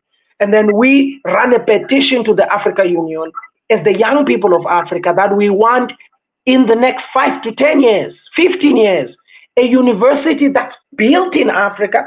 I still, you know, offer land here in South Africa, you know, for free. The African Union can rent it from my family. That's what free means. But what I'm trying to say, what I'm trying to say is that, the problems that we're facing, they're just but fruits and leaves of a bigger issue. And I want to challenge us, Mika to Niger Ezra, that we start planting a tree today. A great proverb says, the one that plants a tree will have the opportunity to have his next generation live under a shade. Maybe we are going to be the generation to plant the tree. To plant the tree. What tree of what? The tree of unity. The tree of African patriotism. The tree of an African military. I know there is a movement for an African currency because these are power hungry guys. They are thinking, let's build currency with no centralized African bank. When we don't have an African educational system to teach us how to manage it from a continental point of view.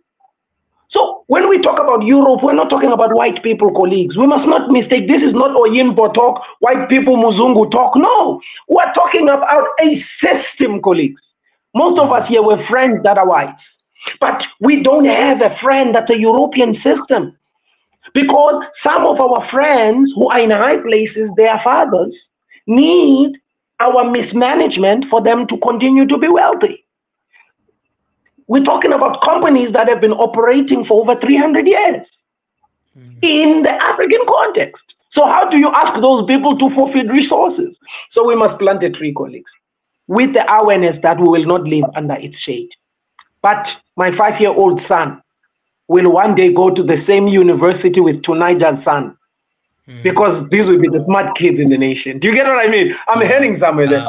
Or if my son is not that educated, he goes into the same military school with Tunija's son. I think Tunija's son would be in a military school. I'm suspecting that he's already given him an AK-47. So then around that time we begin to construct positive ideas. But as I conclude to the question of the conflict, in East Africa,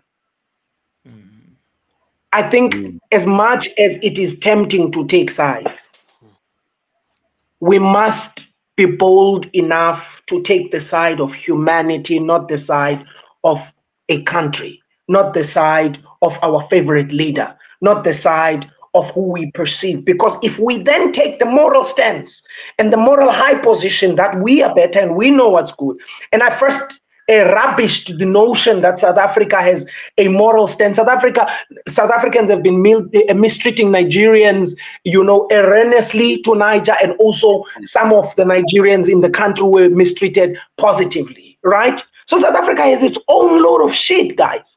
We are not the moral stewards of Africa because we kept some white people somewhere at the seashore. We are not the best at this thing. And so if South Africa raises an opinion, the rest of Africa must not clap hands and run around. We have our own shit. We are sitting on a ticking time bomb of over 58 million blacks hungry at the hands of 4 million whites or 3. You get what I mean? So we are in serious trouble, Mika. Don't be deceived, my colleagues, by the white lovers. People who love white people so much that they can't criticize them. You have to love white people because they're people, but you must be open enough to say, South Africa is a problem. The higher you go, the class ladder, the whiter it becomes. There needs to be an economic revolution, and it will happen. It may not happen in my time, but it will happen in my son's time, because he cannot live a generation after his father and he still has to work for a white guy. So South Africa is going to explode one day. So I am not a moral steward. Cyril cannot be a moral steward, but he can come in and have an opinion on what tolerance looks like, because he's tolerated racists, he's tolerated exclusivists, he's tolerated capitalists that are classist, because capitalism is not the problem, but classism is, right? But with what's happening in our continent, we then have to find a common ground and teach the rest of the world African humanism, not Isintu as in African traditional spirituality, but Isintu as in the African philosophy, that I am because you are. We belong together. We are one thing. We coexist, and historically we are one person. we are the source of the cradle of humankind, right? And if Jesus and if God, if God was a human being, he had to be black, colleagues. He had to. There is no way. No other guy would come from any continent to die for everyone except a black guy, So definitely, I can guarantee you today, Jesus was a black guy. He probably would have been closer. Okay, you see now I'm bringing the tribalism there. So my point maybe here, he was colleagues, is Tusi. that he could have been Tutsi, So maybe I want to submit that, let's be ambitious enough to say we need to drive, we need to go to Asia, Mika, like you are doing excellently, and God is giving you the ropes, go into Europe and teach Europe how to say hello and confront young Europeans in their universities that their fathers are funding their college degrees with our relatives' blood. Maybe we need to take a humanist movement, not preaching just the gospel, but talking humanity, humanism in Europe and teaching them that no African is eating white people here, like they're pushing about South Africa. There are no white people being cooked. I don't know, Ezra, you would come in there. I don't know, maybe in the Val there are some white people being cooked by black people. The whites that come to Africa, irrespective of the abuse, nobody is mistreated. Never have you find the most peaceful people in any part of the world than Africans. The Koreans are still in conflict with the Japanese over the abuse that happened. I know my friends from South Korea, my friends from North Korea, they're in conflict with the Chinese. So, and these are battles that happened over 200 years ago in Africa, over 50 years ago, over 100 years ago. What happened in the Congo with the king, with Leopold of Belgium? What is happening now in the Congo? It starts with Belgium. It doesn't start with internal civil war conflict. It starts with Belgium. When Belgium is cutting children's hands because they don't bring enough rubber.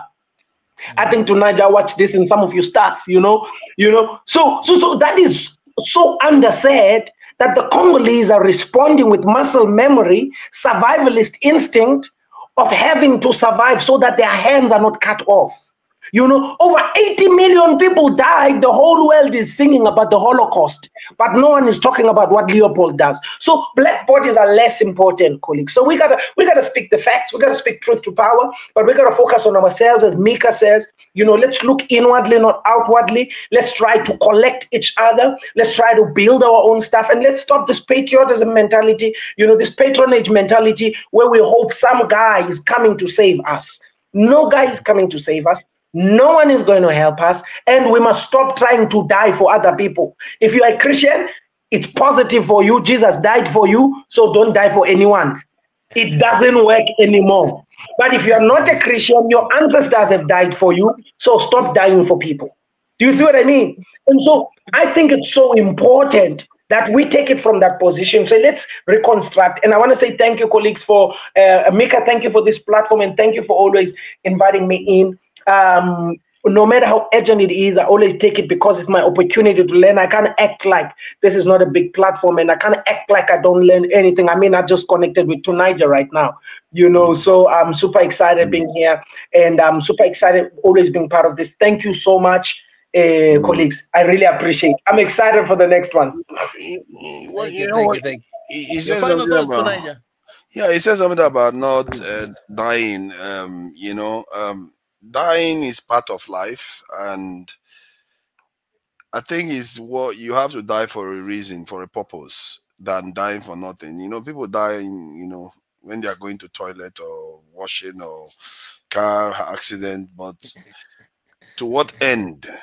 What has that life been given up for? I know in Nigeria a lot of people are perishing just from malaria and not good healthcare treatment. Women are dying in delivery rooms because somebody went that probably spend their money buying properties in the West when they should be funding their hospitals. So those lives have been lost. To what end? You try to save life, but if you hog life too much, you end up losing it. And this is something that I think I've made my peace with, because I'm gonna go. We're all gonna go one way or the other. You like it or not. It's what you make of the life you've lived. What have you done things to better the next generation that is coming? Because I'm sure a lot of our elders did a lot of. Some of them were brave, but not all of them. Some of them gave in so quickly, and they allowed things to get this bad. And look at where we are today. Well, while the Oyibo people they fought each other to extreme, the extreme violence that they unleashed on each other, and yet how is it that they are still the most united group on the face of the earth today? These guys slaughtered each other in the millions. Going to 80 million or so lost their lives between the First and Second World Wars. They remember, some of them remember their grandfather, their father that died from the Germans and from the French. And yet, they created the European Union. They created NATO. They keep creating, they have the Five Eyes. They keep having so many different organizations. They are more united than any other group. You know how they are able to do that? Because they understand hierarchical identities. They understand that, yes, I'm English, you are Welsh, you are Scottish. The Scottish, they really don't like the English. And they are in the same country. Oh. If England is playing match against any other country, let it be Germans or anything, the Scottish will side the opponents, even if they are from the same country. That is how divided they are in the UK. Yet, with that division, they went on to conquer the whole world. How did they do it? Because they understood when it comes to operating as a nation, they know it's for their own good. They make their necessary compromises and go on to do what is necessary. And many of our people don't understand that nations have peculiarities. You can't expect to be the same as everyone else.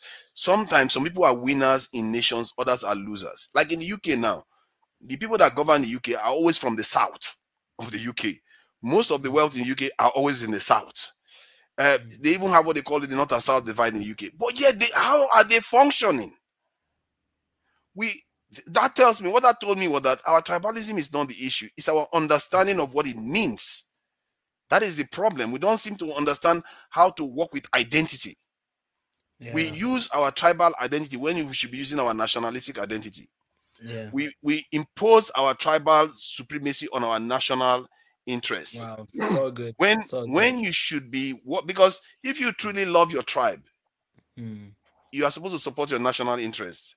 Because if your national interest succeeds, your tribe succeeds. Exactly. But because we reduce it down to let me compete against this tribe, let me compete against this tribe, instead of you to compete against the bigger threat out there. So that aspect of us is something that I find very, very disturbing, and we really need to try to educate our people to understand that yes, it's good to don't betray your tribe, but remember to protect your tribe, you have to protect the nation. Yeah. That is how it works. You can't be in a boat and you are shooting you are torpedoing the boat when your family members are inside that boat. That is how your nation is. You like it or not, you are hooked inside. You are inside that boat now. You have to make your realities with that, because some of all these people they don't even understand it, because when they go ahead and break up, they say they want to go on their own. If you go on their own, if you check their history, they are always fighting each other too. Even within their tribe, their second tribe, they are fighting each other. Yorubas were fighting each other. The Igbos were fighting each other all the time. So it just tells you that divisions will always be there.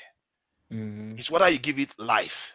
You have to choose the one that actually profits the entire group, the greater good.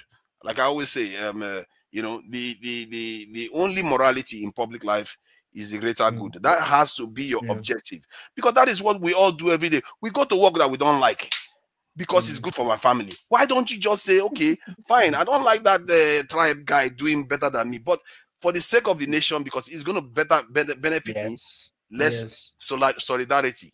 Because when you fight each other, you will lose. Nigeria is losing almost $50 billion every year due to insecurity and all these problems we're having. And yet our government have not been able to even make an economic argument that if they invest in security, that they are going to save themselves almost $50 billion every year. It shows, you see how retarded our people have become. That even if you go to a bank and tell a bank, just give me $10 billion, I'm going to make $50 billion, the bank will give you the money. But our leaders have not been able to make that argument. How can even Congo is richer than Nigeria in natural Mm. resources. How can they not Mm. even make that case? This is where we are right now. And this generation, we have to start thinking creatively, very, very creatively. I like what Goma said about what the Confucians and all the others did. Mm. What transformed the European continent was the Enlightenment period, when Yeah. during the time of Kant, this in Hume's and all the philosophers, what they did was they created the scientific method, and Mm. this scientific method is a way of verifying what is true and what is false and what is speculation really, Mm. and that because truth matters. And I think when I look at this, when I studied it, and what I found was that if you look at religions, at the core of religion is about truth all the time. Mm. That's what they even the term they tend to use to describe truth is light. They use Mm. the term light to describe what Yeah. truth truly means.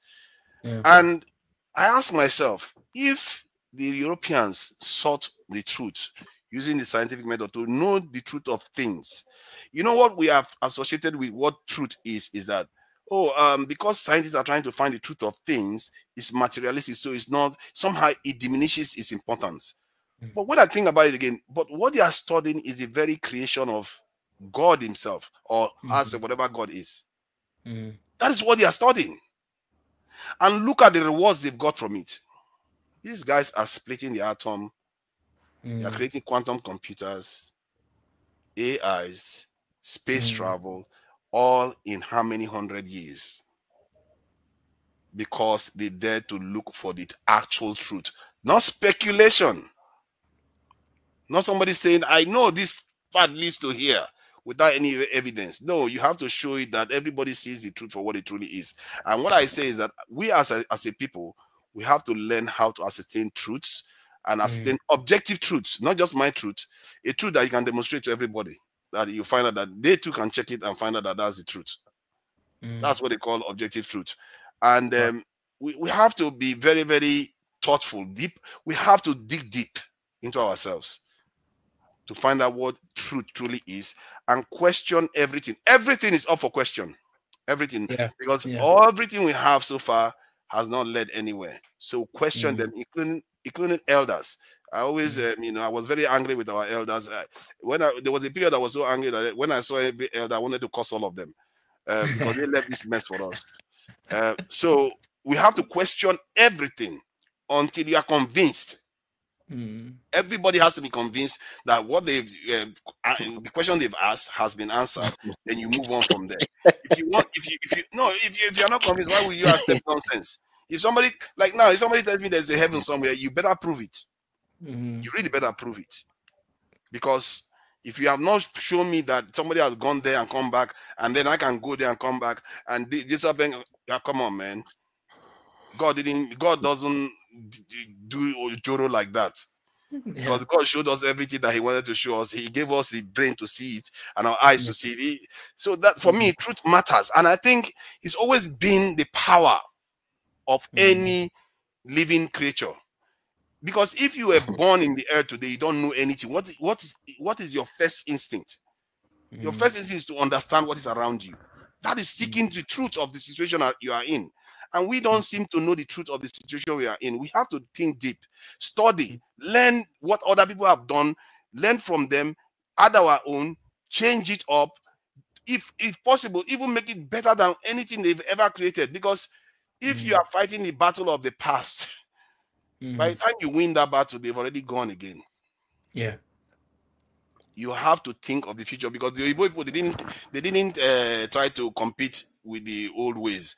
They Mm. advanced and they kept advancing and advancing, and the world is what it is. It's Mm. about technology. It's about having a way of keeping yourself together while you advance. Mm. And for me, in Nigeria right now, our conversation is how to make the state more equitable, Yeah. more tribalist, Mm. stable, taking the Mm. power away from the center, Mm. from the center of power. And the idea we are coming up with now is that a kind of presidential council system whereby Mm. all the 6 regions in Nigeria will be represented in the center. so that Wow. you cannot worry about, oh, my tribe is now being president for this country. My tribe Mm, doesn't have any say. No, that presidential council, they will make decisions together. mm, They appoint one person to represent them every year. Then when mm, you go for election, every region brings their own this leader. They all go and they have to be unanimous the way they make a mm, decision based on this. And you can even a kind of create that same pattern downstream, whereby even the regions are governed in that way again. It gives the people the power. If you look mm, at the way the Swiss behave right now, man, if you are going to model a nation, model yourself against the way the Swiss model their nation, because they are one of the greatest. 400 yeah, years ago, during the time of the this enlightenment in Europe, mm, even Machiavelli referenced the Swiss. mm, He talked about how they are the freest people and mm, they are very, very secure at the same time. mm, Machiavelli himself, one of his direct principles was that if you want a nation that is functional, you have to have security and laws. But if you don't have security, you will not have any of them. That's his mm, own number one principle. And then he talked about the prince, which is a leader. mm, That their job is to prepare for war. mm, And this is what America is doing. yeah, This is what they are doing. And why do you think they are strong? Their mm, job is always to prepare for war, because that is the nature of the world. If you are not strong, some other person will come and take it from you. It's just how it works. mm, There's no use of pretending as if it's otherwise, because if you are the powerful one, you can shape the world in your own image. You can have people yeah, become nicer to each other and all the rest. But if mm, you're not strong, you don't have any right to decide how the world should be. mm, The ones that are strong will give you what they want to give you. Is what it is. And that is mm, what we too have to aspire to become. We don't have a choice except we want to die. Oh. This is life and death situation. So I don't want to yeah, go on too much. All I'm saying is that let's dig deep, let's ask questions, let's mm, find formulas that is going to keep our nation stable, so it will allow us to grow. mm, Because right now, where we are right now is really bad. yeah, Our enemies have gotten stronger mm, while we are here fretting all over the place. There mm, was a time they needed to kill us one by one and all that. And now it's not hard. Though. And if you think yeah, they care about human rights, look at what happened to Gaza. These guys don't care. Oh. When yeah, this stuff hits the ground, they will come and they will annihilate. It's mm, how it works. They will do what needs to be done. These Europeans that you see here acting, look at what they did to Israel. In the news, if you oppose what Israel is doing now in the UK, they will fire you. mm, They will call you anti-Semitic. They will silence you. So when they mean business, they forget about democracy. They don't. It's not about that. And the thing mm, about their people is that after their government does all these evil things, they will forgive them and mm, carry on. You know why? Because they believe in their collective good. They don't care. It's not about you. It's about them. How well yeah, they are doing. mm, If you ask them morally, individually, would you do such a thing? Would you take Africans as slaves? I won't. They will tell you they won't. But yet, they want that power. They want free flights. They want to do all this thing. When their government do it, they will forgive their government. They will act as if mm, they didn't know. Did you see them trying Tony Blair for invading Iraq? Did you see mm, them trying George Bush for invading Iraq? Even if they found out that what they did was wrong, they will forgive them, move on to the mm, next thing. Let's go and invade the next people again and conquer them. And so that is how world works. The world is about power. Just make your peace with that. Our people, if we don't make ourselves powerful, if we don't create our security, our defenses, if we don't fight, because another form of defense is your ability not to fight yourself. mm, That's another defense, because if your body is fighting you, come mm. on, man, how are you going to fight a third party? You are done. So you have to stop yourself from fighting Yeah. yourself. So we Mm-hmm. too have to stop fighting each other. Find formulas that works for our nations. So I will Mm. try to keep it short there. Thank you very much. Thank you so much, Yeah, I Nigel. could talk about these things forever because you know, our Nigerians, That's your we can passion, talk. man. We can talk now. Nigerians, we will talk for 5 hours. You want to Yeah. stop? We'll stop. Straight up. I can I tell you that now. appreciate I appreciate it, Nigel. Ezra, your final thoughts, man. Your final thoughts. My final thoughts You on know, all this these South matter. Africans, all these South Africans, Ezra, you are lucky you are not around when all this Chidema Wahala is happening. You are not around. You people were causing so much trouble. Eh? Causing all that trouble for us. Bolt wars and all the rest. I'm like, what is going on here? Uh, But we yeah, are man, holding him today see that accountable shit. here. Yeah, quite interesting, guys. I think my take from this conversation, I think all the panel people on the panel said a lot about a lot of things that I think we as Gamma said, and to Niger about security, about creating systems. I think my take is on this matter regarding what's happening now. It's tense for all the leaders, and other leaders don't want to see each other. They don't discuss with each other. But they have to come to the table. Let's put our egos aside. Push your egos aside. Today we were with His Excellency Paul Kagame. We were with His Excellency Kibaki. We have Oh, look at this one. He's using all the Kagame's parties phone that are line now. involved. Whether It even looks like you're Tanzania. using Kagame's phone Uh, line. The line is just on and off, on and off. What is going no, on but here? They're messing around with your internet. Eh? today I don't know, man. They hacked me, man. They saw that I have so on my part, if we were with these leaders, I'll say they must leave their egos aside. They must put their egos aside. For the betterment of the continent and for their people, and look at what other nations have already achieved. Rwanda today, it cannot afford to go back where it came from. They've accumulated a lot. They've done a lot for their nation to be where it is. So there's so much at stake. If Rwanda had to go to war, they have so much to lose as well. And besides manpower, the infrastructure that they've started building, the security, the cleanliness of their country, they have so much to lose. They also need to look at that and not think they're untouchable. Everyone is touchable. So they have so much to lose as a country. They need to humble themselves. To the president of President Pogam, I'll say, come to the table. President of DRC, let's now just think about the greater nation. Yes, damage has been done. We're all angry. We're all feeling like killing someone. But let's come to the table. Let's put our egos aside. South Africa as well, and all the nations that are involved on this. Because some of the South Africa being there, it's not the only country. Even Tanzania has some soldiers there. Malawi has Yeah. soldiers there, and there was a pact that of those soldiers they were there by assignment. They didn't just go there and say they're going to protect a nation or a government. They were there given a mandate by AU, approved that mandate, and the SADC also approved that mandate for them to go into Congo. Because sometimes I think they single out other countries to say, what are these people doing there? What is the soldiers doing there? But they're forgetting that there was talks and there was mandate regarding this matter. But then you put what you call peacekeepers, but you're forgetting that there's still tensions. When you put in peacekeepers, then let's bring conferences for peacemaking. Let's invite all the parties, come to the table. Let's talk. All the rebel groups, let's talk, gents.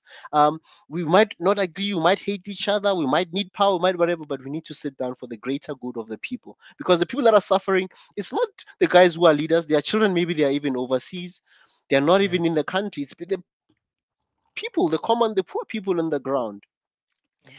So if I had to meet all, if I all the leaders were here, I'll tell them that put your pride aside, push your ego aside, put your anger aside for now. Let's look at the greater good. We need to sit down, and I'll even make an exception to say all presidents in Africa they should convene an urgent meeting and come. Let's resolve this matter. Let's have a solution, a long-lasting solution for Congo, for Mozambique, for South Sudan, all these countries where it's a lot of hotspot, whether it's Chad, whether it's the Sahel region where we've had the same issues.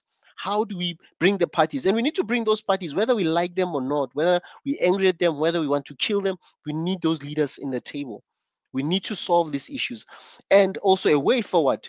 As we Gamma said about bringing solutions to the table, we need to chart a way forward for the country, and to develop the country equally, so that the people do not feel that other parts of the country are being developed while others are suffering in the and also what you guys mentioned was the greater good. I know I'm just I'm rushing on this, but the common good of um looking beyond your tribe, because you're like looking at the greater good of the country, to say our country first. For the country, let's build this, and looking at all the common things that we suffer from.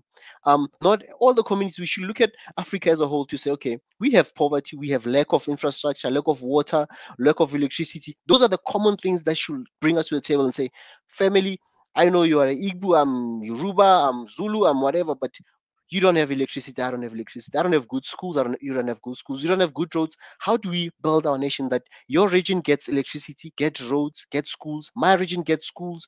How do we build systems? As some of you mentioned, that we need to create systems that will work for us. Because Europe, what they do, they have created systems that now they're just running. Every generation can just walk into the system and it works. While in our continent, we have many countries where we've not built proper systems that can work. Water system, electrification system, the education system, everything that needs to make a nation stable, a nation prosperous, and a nation that can bring investment and people can feel that they can invest their money. I'm sure Tuniger has lots of million of pounds. Sometimes when he wants to put more millions in his country, he thinks otherwise, like, no, I'd rather put my money in a Swiss account, because there's that lack of trust in our systems, because the systems are not strong enough. So you don't want to put your investment in the water. So we need to create systems that will be long lasting and they will work for each and every country. And we need to look at all the common, I think we should unite along all the common needs of Africa. That will also help us to eliminate certain things about our tribes and my tribe first. While the nation needs water, the nation needs good roads, the nation needs schools. Because even if your nation, your tribe becomes president and stuff, you find that even your home province or state still lacks all the basic facilities, but you have a leader who's your tribesman. Then it's pointless to even brag about being of that tribe. While the nation, and also looking at, even if you are, when you drive away from your own state, you are going to another state, you're going to find challenges, and you might want to invest in a state that is not from your home state, where there is good investment for you to make money.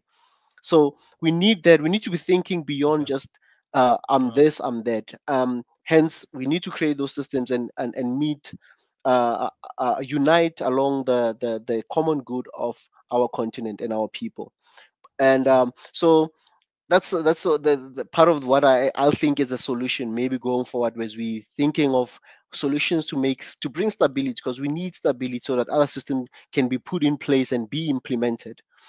Um, and then on the issue of how do we make sure that there's long lasting peace. I think this is a conversation that we'll still have, because when you look at let's say Europe, the reason sometimes they don't have a lot of instabilities is because there's um there's programs, there's so many things to do, there's activities. We need to bring things that will also make people be productive in our countries, like whether it's kids, I mean young people, put them in build good schools, I mean good sports facilities to develop talent. All those things are needed, and as long as we don't develop those things, we'll still have a lot of people not feeling that they are part of the nation. They just feel like, I just want to leave this country and go elsewhere. Maybe it'll be greener pastures for me. And others will willing to even work really dirty jobs in other countries just to be away from home, because there's just so many troubles. And whether we like it or not, we need to develop our continent, and we need to make sure that the resources of our continent will benefit us. And it should just be a common thing for all Africans. It should not be a thing that's implemented in one country and other countries not. We need to also benefit from our resources and everything that's in our nation. We need to also participate in those programs or investments. So yeah, that's just my take for today. And I pray that Congo DRC, I mean DR Congo, Rwanda, Burundi, Central African Republic, South Sudan, all the players, even Uganda, all these places, all across South Africa, Mozambique, Mm. Nigeria, Tanzania, everywhere will have a prosperous continent, and will have long-lasting peace where we can really start developing our nation. Because with peace, we can do all these things. But without peace, and if we're thinking we'll just take things by force, it's not always the only solution by taking by force. We need to think strategically of how we can develop, and how we can also engage problem solving skills, how we can resolve conflicts. We need to be thinking along those lines. How do we resolve conflicts without having to raise our guns? Because if you look at Yeah. Europeans, they are on dialogue about things, conferences. Those are problem solving gatherings. We need those things as well. But Mm. also platforms like Swahili Nation is part of us bringing dialogue and awareness of how we can engage each other. So that's just my Mm. take for tonight. But I guess we'll still have further conversation regarding this topic as developing Yeah. stories are going on in the coming days and weeks. Indeed, indeed. Thank you. Gentlemen, I want to appreciate you for your insights. We're definitely going to come because every single time there's a new development happening. So I'm going to be coming here again in these days to come. So whenever I jump in, please come on in and let's share more of what is happening. This conversation is very important, and I want to appreciate you guys for your insight. It's good to see tonight you're back. It's good to see His Excellence. Now I came to both of you country guys. You have to visit Tanzania, all right? You guys, you have a debt. You need to come to Tanzania, all right? I came to your country. Now it's your turn. Nice one, nice one, nice one. We're coming, we're coming, Yeah, we're coming, His Excellency. Yeah. I think I've had a welcome, man. lot on my plate, but I should land soon. Somewhere this year, I should land. Yeah. South Africa is so far. All the way from Nigeria down south. You know, by I the came to your country, man. yeah, I know. You know what, man? Those areas, Yeah. your country is very beautiful. I have to say, man. I, Yeah.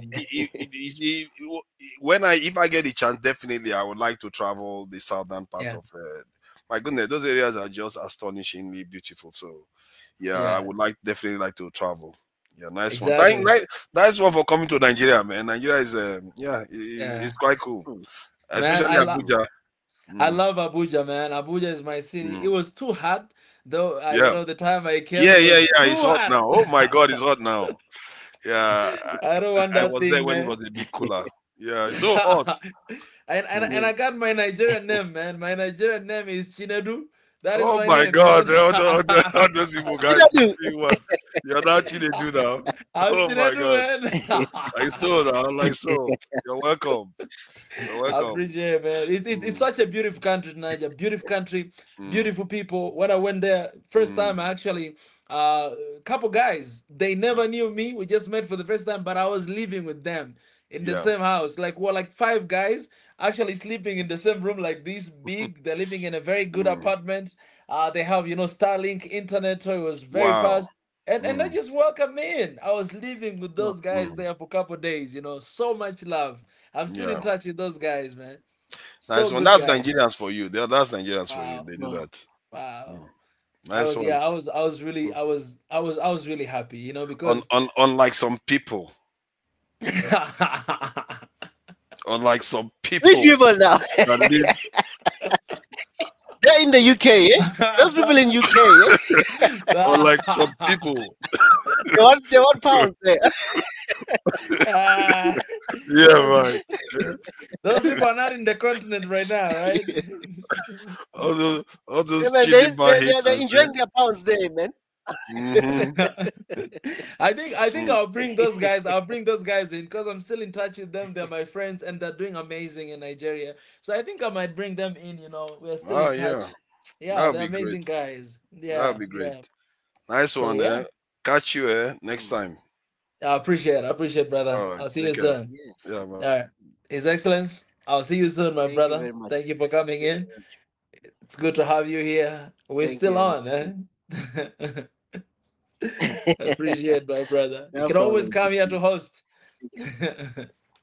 Yeah, yeah, I'm coming, His Excellency. I need to cook. I'm still.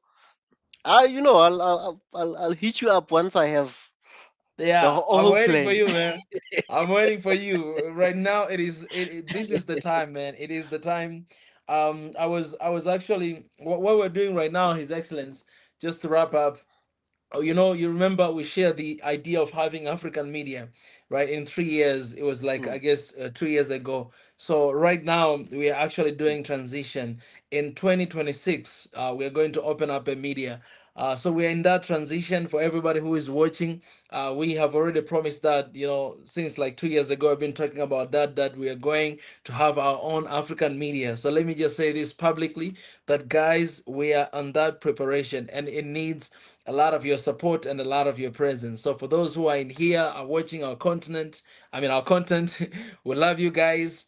And keep supporting. For those members, for those who can be members of this family, please become a member. For those who can use Patreon, please use Patreon or PayPal, please use, because we are transiting and we have already rebranded. Like what you see the logo here, SNN, but we have rebranded mm. to something else, kind of like different colors, different logo. Before we start using it, we are going to show to you guys both of them, like the old one and the new one, and you guys are going to choose. So we are rebranding the whole thing, and we are preparing different kind of contents that we are going to be sharing here very soon, like in couple. I think it's gonna take maybe a month. It's gonna take. We are preparing a different kind of content. We're gonna be sharing the same content we're sharing, but we are doing this transition from just being on like YouTube and everything. We want to transit to a media. That's why I'm saying we need your support, because as much as this family is continue to grow, and with your support, that will help us to actually start that media as soon as possible. We're looking at the budget and everything. It costs a whole lot of money, but we need your support to just watch, to share, become a member. When you become a member, for example, His Excellency has been a member here for so long time, even though he's part of the team and he works all the time, but he has been a member. When you do that, it helps us to actually reserve something, for this vision that we have, of a big media in Africa. So we are coming, and in 2026, 2026 is the year, His Excellence. It is the year. So Mm. we Man. have a whole thing ready, and we're just preparing. But we want to show you guys that, okay, we are moving into a media thing by changing kind of content that we're gonna be doing. We're gonna be having this live conversation in the studio. You know what I'm saying? Because we're gonna have all these studios and everything. So we're gonna be having this live conversation from the studio with everything. We need a lot. We need a lot of things, and you guys by being there, it means a lot. So keep supporting. Use Patreon, use PayPal, use membership. The links and the description of this YouTube platform, and that's one of the ways that you can help. Just give us time, because I've been talking a lot, but the time is coming, man. I'm so excited for the Mm, next year. This year, I feel like it's already done. We're on February mm, today. Happy New mm, Month, everybody! But this year, it's already done. 2025. Like mm, for me, I'm just like, okay, let's get done with this, and let's bring up. So you're not ready for what is about to come. I'm very mm. excited, His Excellence. Wow, powerful, powerful. And I know that most of our followers and stuff, and those who are new here, they'll be Mhm, excited to hear what's the new plan and the new mhm, media platform on Swahili Nation, or how it's gonna mhm, look like, and what's out there. So keep out. I mean, keep looking out for us. Keep looking out for whatever is coming. A lot of surprises, and I'm sure most people are excited, and they are looking to know what is this, what are you guys cooking. I think most people don't realize that how we changed from like a lot of live streams, and suddenly we like mhm. they were so surprised. Some people were like, where's Yeah. this guys, are they still, Yeah. I remember I met somebody a while ago, I think somewhere late last year, Mm, and she was asking me like, what's mm, happening with you guys, it's like you've changed, like the way things are, like in terms of the content that's out there. I still doing live. I'm like, yeah, those things are still gonna be there, but there's a lot that's been cooked in the being prepped, yeah. preparations, planning preparations.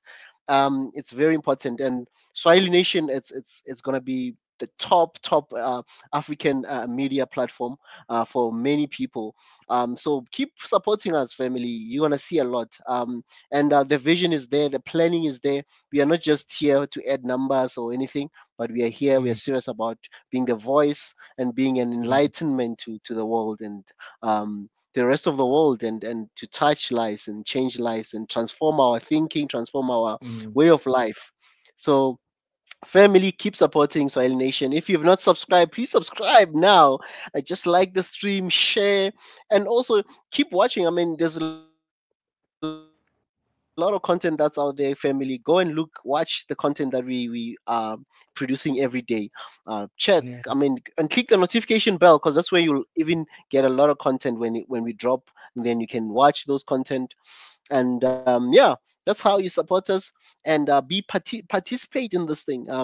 We're not going to do this all alone. We need you. We need to rise together. We don't want to be the only one that rise. Let's rise together as a family. So Mm. yeah, I'm looking forward to it, His Excellency. It was great being here. Thank you, family, for your love. Indeed, indeed, His Excellence. I just want to drop these links to see we have like 134 people watching. Actually, these are all of our platforms. On we are on Facebook, Facebook Swahili Nation and Mika Chavala. We're on YouTube here. We're on X and we are in Instagram as well. We're streaming live. I think I'll start connecting the live on Instagram of Swahili Nation as well, because I can connect all of this channel. I just share the link of membership. So please, this could be a challenge. That's a membership. Membership is basically you just pledge that every single month, I'll be, let's say, giving $1 to support this channel, to support what you guys are doing. You have no idea how that helpful is, because when you do that, that's what is going to help us to transit. We don't have any other source of income. We don't raise funds. We don't ask people to donate, like, go, let's say, I know a lot of stories, by the way, when you're in this part of where we are right now, me and His Excellence, you actually know a lot of things. So a lot of things like this, a lot of platform like this, they are actually not owned by us, right? By us as Africans. Like you might see me here, but I could be just a face, right? I could be supported by somebody else who is, giving money and do everything that we do. But that's not the case for Swahili Nation Network. We say no to that, and we say we're never going to reduce that standard, because we believe in our vision and we want to push it to the end. We want to see this media come to an end. Nobody's going to be involved, right? If there's anyone who is going to come and trying to do anything, then we're going to do everything. We have a vision and we're not going to compromise, right? So if you're supporting, that's good, welcome and support. But you're not going to have a stake, you're not going to hold anything, change the narratives. The same way we started, that's the same way we're going to end. And that I can promise you that, like, the same way we started, that's the same way we're going to end. We want to see the unity of this continent, and we want to own our own platforms. Right now we are here on online media. We don't really own, somebody else owns. They can shut down anytime if we piss them off, right? So we don't want to be in that. Before we get there, we need to find a solution. Somebody commented here, Mika Tube. Well, this will be more than that. This will be Swahili Nation Network Media, that you'll be able, to find your channel on your DSTV, find SNN and find it there. So now you understand that is the big thing. The first thing that we have to do is to work on the studios, and work on all things, cameras and all the logistics that we need, computers and all the tools that we need. And then the second phase is going to be us now branching out as a media. First of all, we have to develop as online media to become in the levels of media, and then we branch out. So now you can find us on whatever. You can find us on app. We'll have our own app, we'll have our own websites, we'll have our own TV, so you can just our own channel. It means you can just find us there, and all these things, they cost a lot of money and it costs a lot of time. But we have been preparing that for 3 years, and we've been preparing, like, it's kind of like before you exercise, you need to run a little bit. So we've been warming up. We've been warming up and everything to see, okay, how are we going to be running this thing? And it's been 5 years plus. And it is right about time next year for us to go there. And we need your support because this is your media. This is not a person owned thing, but this is your media. This is your platform. You might see me a lot of here, my face, oh, His Excellence, but there's a lot of people behind the scene, as you see right now in the comment section. If you see those blue people right there, these are moderators. These are people who most of the time you'll see them there, just commenting and do this and that. But also, some of them you'll see they look different because also they're members. People with a little cycle in front of their name, like Clean Black sneakers, oh, His Excellence Ezra. They have that a little cycle. That means it's a membership and just supporting. To be honest, we don't really give anything in return. The matter of fact, you guys are doing a lot, but you are supporting the work we are doing here, and you are not going to be disappointed because this will not just be a YouTube or not just be online media.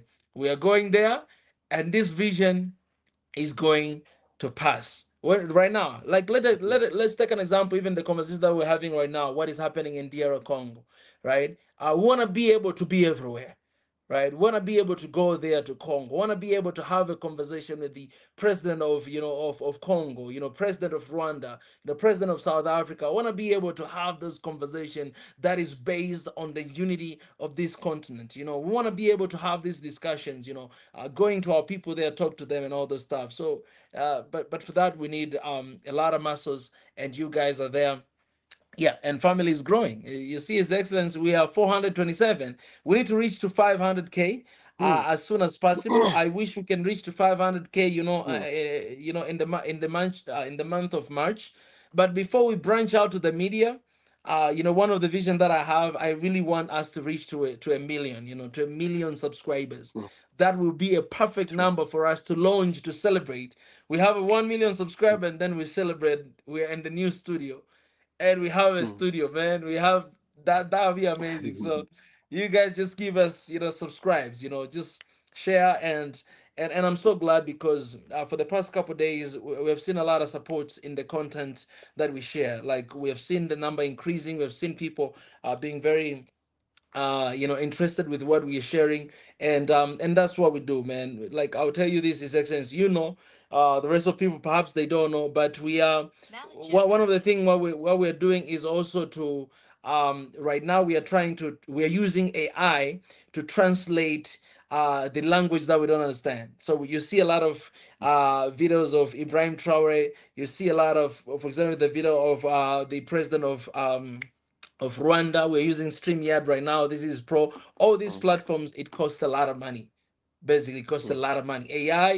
The AI people that they have AI, man, and they're making a lot. Like in a month, it's close to 100 US just for AI to be able to translate everything. The mm, same thing to StreamYard is like $88, And then you mm, go to the music that we use in the background, we use that, we spend. And then we have people who are working full-time job, free. They're just behind the scene. They don't really look here. Also, they need to be compensated. So we are actually operating in that level, and that's why we are so glad that we are growing, and we are so glad that you guys are there and supporting this media. So we appreciate you, and we need you guys to continue to stand with us because you are the only one that can make this possible. All right, we as Africans, as people, we can make it possible, and it'll be possible, and it's going to happen.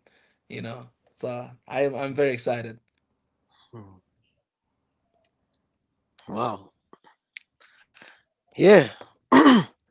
You've said a lot, His Excellency, and I think you've enlightened a lot of people of some of the background, the work that gets into this. Just Mm, producing one episode, people don't realize how much work it takes to edit, to get mm, it into a full synchronized video to mm, upload.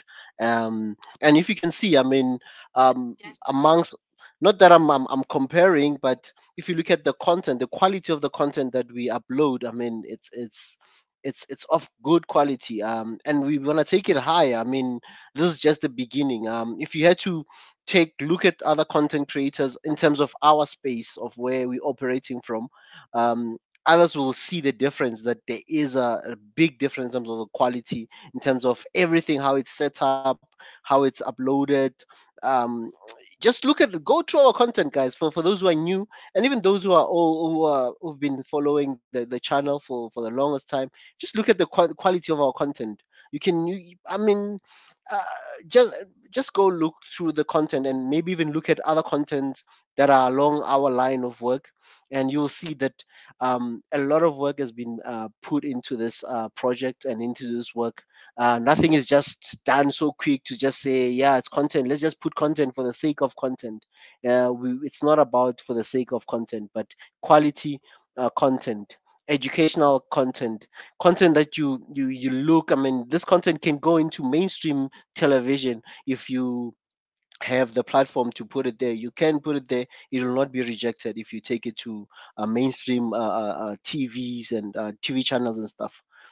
So look at that, family. Keep supporting, and more quality content is still coming, and a lot that you're gonna find. The more you support, the more you subscribe, share, you're gonna see a lot of good content out there.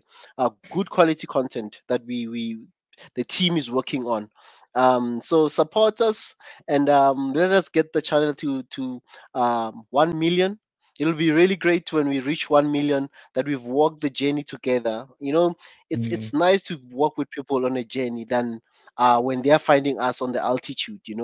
So for mm. now, let's all move together with this as a family, as a unit, and build this thing, so that we know, like, next year when we reach 1 million, you'll be like, yo, I was there when it was 200,000. Yeah, I was there when it was 400,000. I was there when it's 500. You will have a timeline. And I think when we reach that 1 million, His Excellency, I think you should take it from one subscriber until from South Korea until 1 million. yeah, You need a yeah, timeline for some people to see how the content, the exactly. quality of content, how it has always gone up, higher, higher Yeah, every year. yeah, So yeah. yeah, man, we can talk the whole night if we had to talk about content, but yeah. I appreciate his excellence. I've just realized the guy who say Mika Tube is Pi. You know, his name is right now is Oh, Yahusha Fat Yahuash Yashusha Bath. Ah, hey, this bye. guy, What's happening? I don't know what happened to What's this happening, guy. Pi? Hey, yeah, Bye, yeah, yeah, man. This yeah, yeah. man. Bye. I Well, see. If he bye, became a man. priest or something, Hey, I think he became a priest now. Eh? yeah, he needs to tell us. Yahushapat, Oh, a Yahuash, rabbi, eh? Yahushabat. Yeah, he became a rabbi. Yes, that's a good one. He's a He's a rabbi. rabbi now.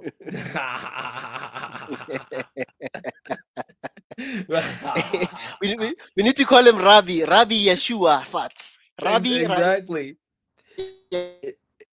Yeshua Fats. If you take the first symbols of his name, that is Hey, like hey. yeah, yeah, yeah. You know his name is yeah, yeah, yeah. Yahushapat, Yahuash, Yeah. Yahushabat. Yeah, eh? Yeah, yeah, yeah. Yeah, yeah, yeah, yeah, yeah, yeah, yeah. Hey. Yeah, yeah. I still remember the text you texted me. Don't worry at all. You see now, you kind of like catching up a little bit. You kind of catching up a little bit. But yeah, I'm glad that today I share this plan.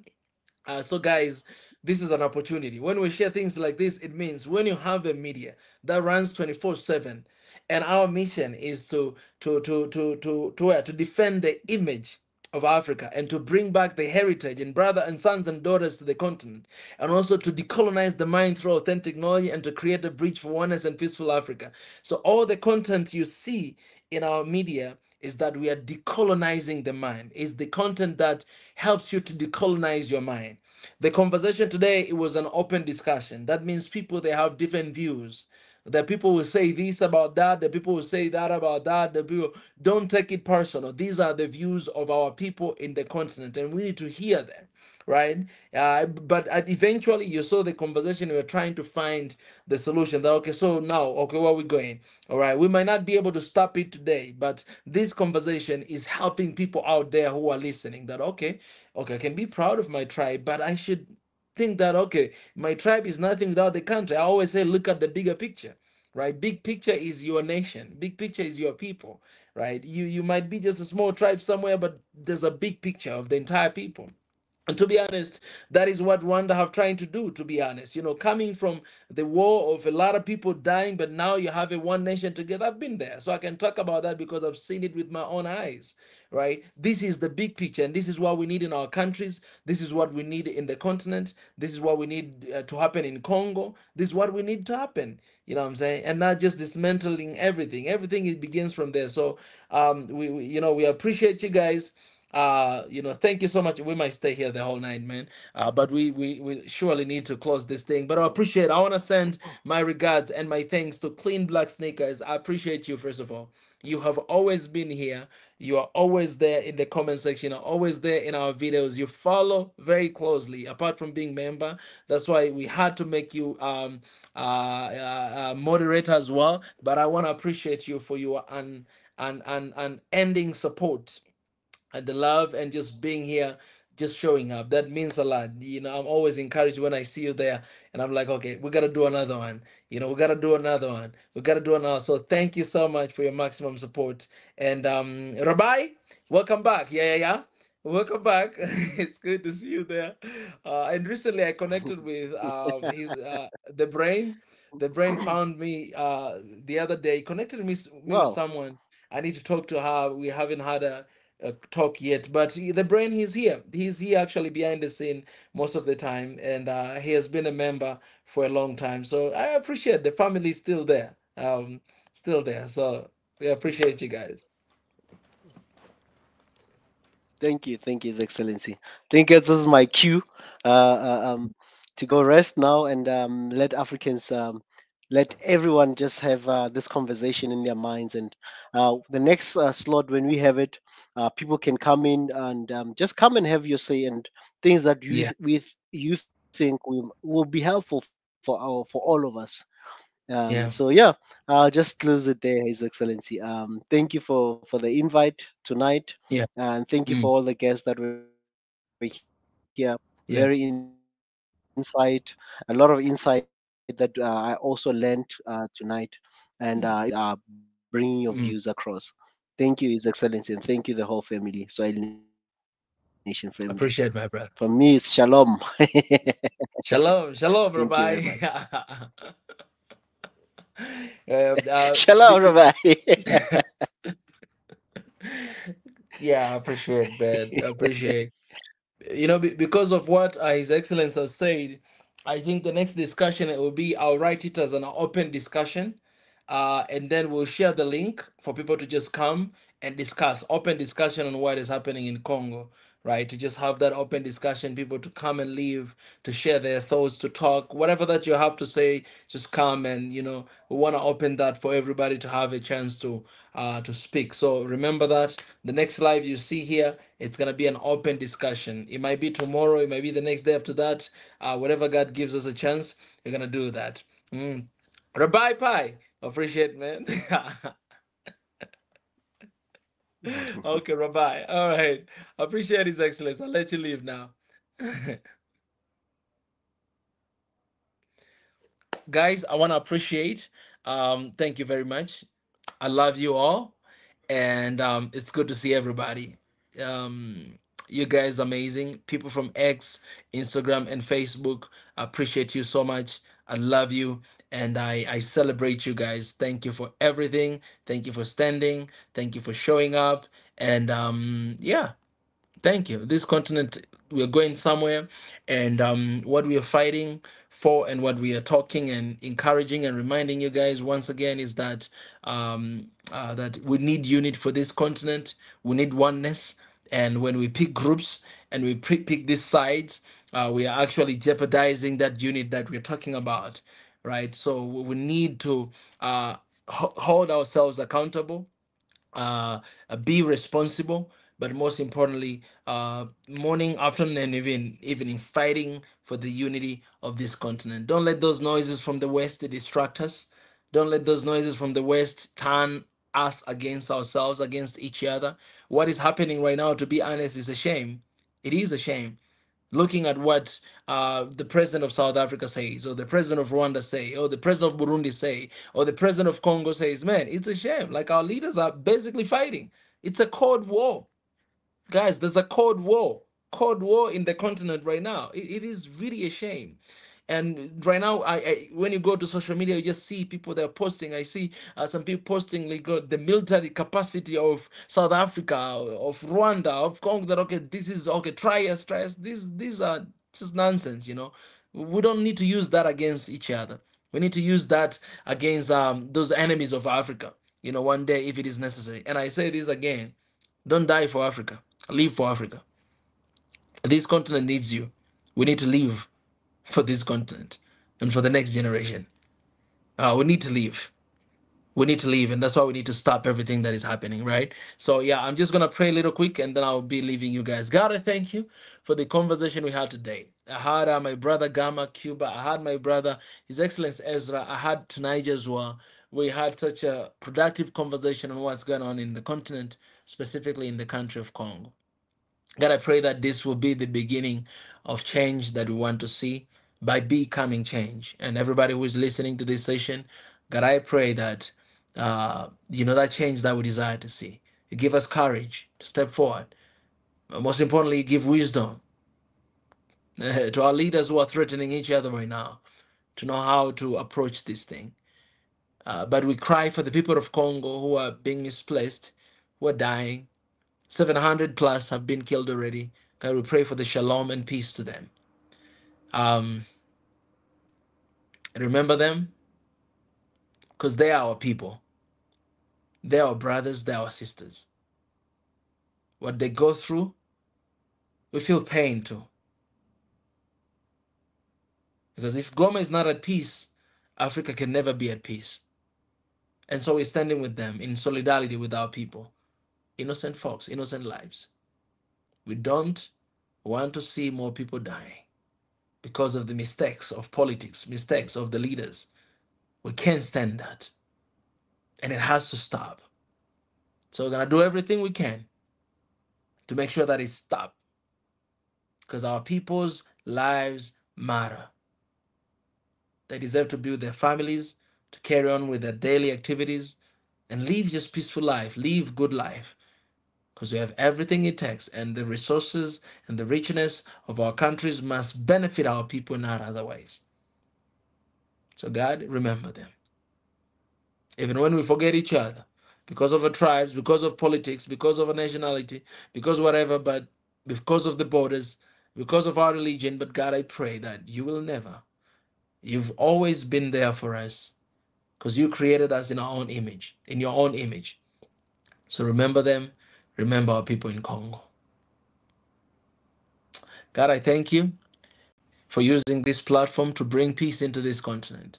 And thank you for the vision that we have to achieve. We cannot do nothing without you being on our side. We need you at the center of every single move, of every single talk, and everything that we do. Because with you, we can do mighty things. Without you, we cannot do anything. And we fully rely and depend on you. The visions we have, the plans we have, they're bigger than ourselves. Uniting Africa is bigger than ourselves, but you will strengthen us and give us every single thing we need to bring that vision to pass. We're ready. We said yes to this call, and we're ready to step out there. We're ready for that to happen. So we embrace it. We thank you with our grateful heart, God. In Jesus' name we pray. Amen. Guys, I appreciate you. Thank you very much. I'm going to leave you, and I'm going to see you guys very soon. May God bless you. May you all be safe. And Congo, we pray for you, and we love you. I'll see you guys next time.